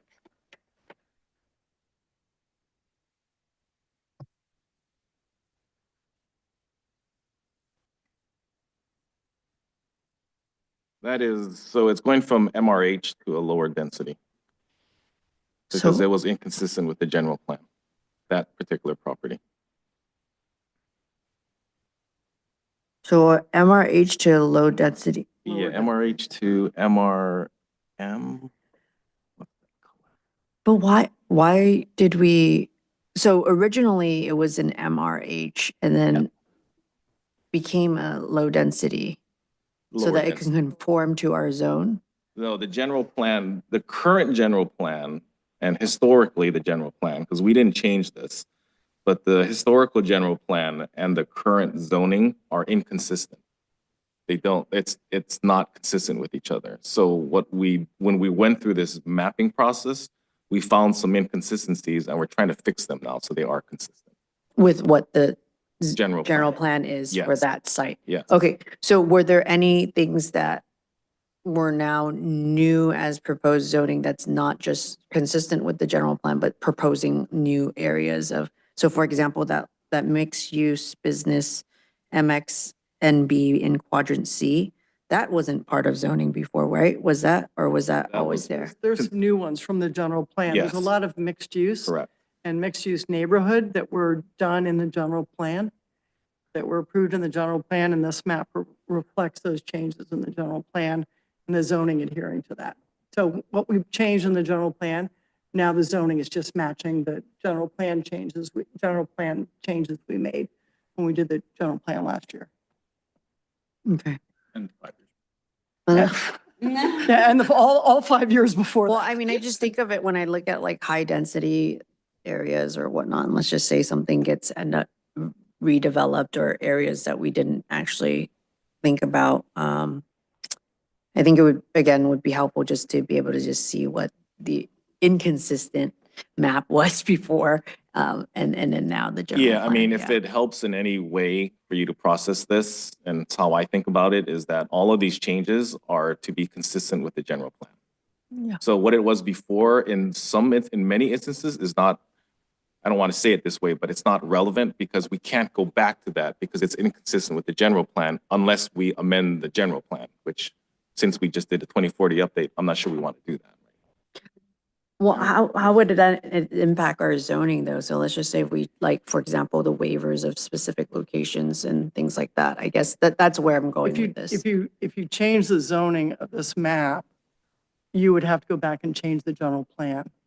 Because the zoning here in this map is making. Is aligned with the general plan. Is aligned with the general plan, and those inconsistencies that existed prior to the new Yeah. general plan have now been made consistent. So you have new ones according to the Yeah. general plan, and then you have the ones that were inconsistent made to conform. To So- conform, yeah. Yeah. I completely understand that. Right. Yeah, but then the state requirement trumps then our general plan too, Well, the right? Because state's there not- are waivers that people can apply for. So I'm just looking at it in a,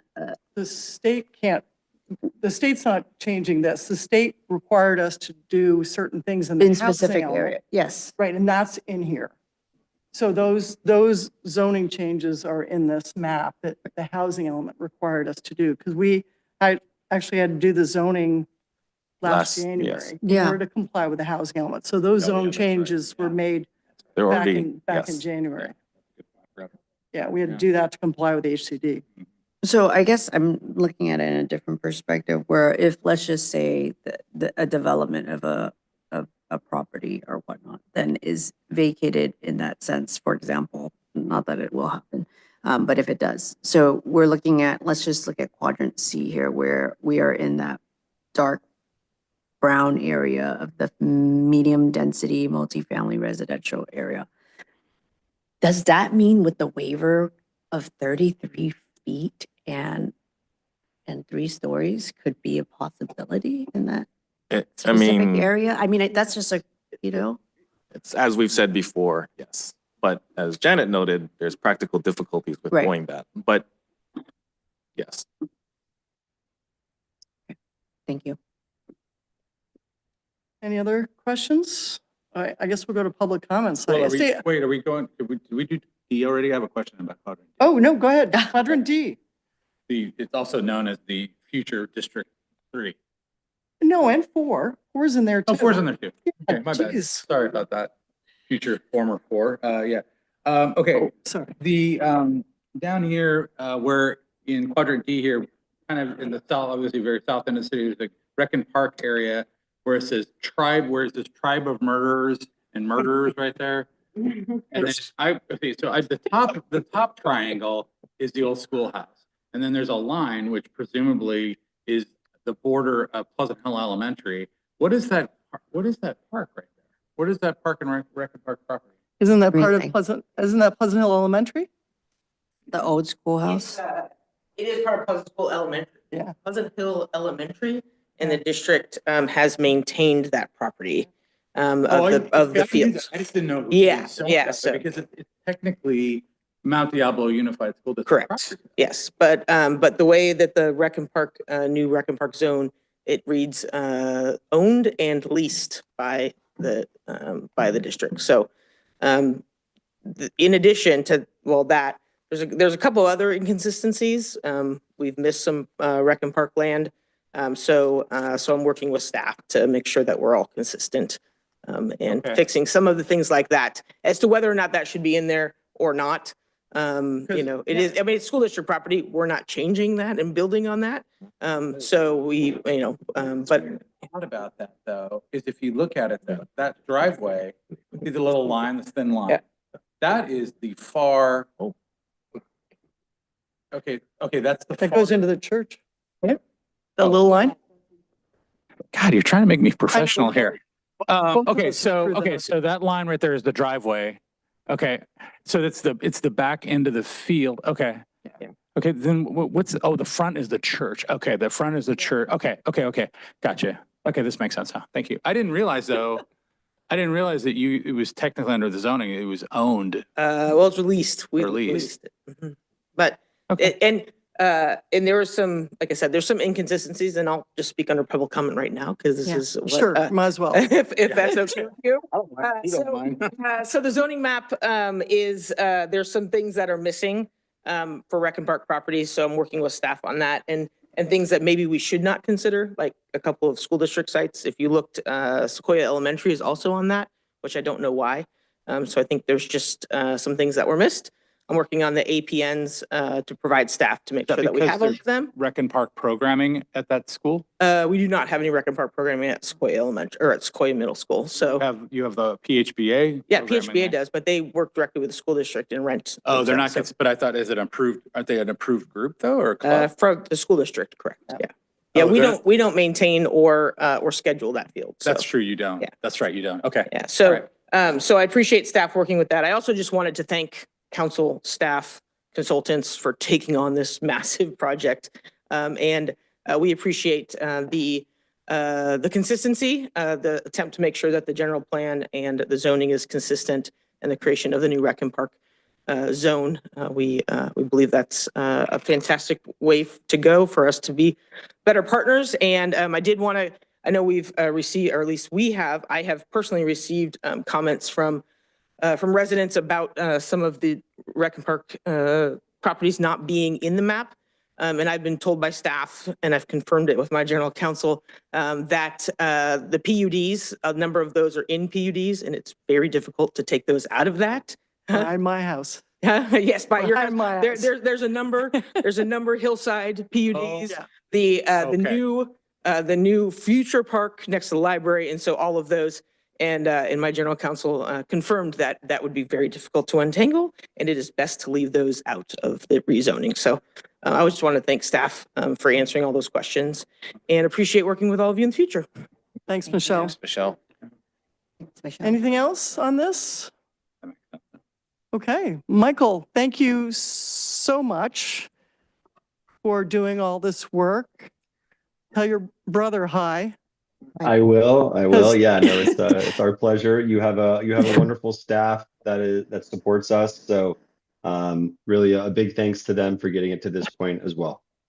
Yeah, okay. I do think that we should have another study session so that we can take a look at this again. I'm wondering if folks are amenable to having another session. I know it's a long, So my comprehensive suggestion is wait for the Yeah. cross-reference stuff and then let me know if you think that's still needed. So just wait till you get that, take a look at it, see if that helps, and put it And on if- the agenda. and then call me.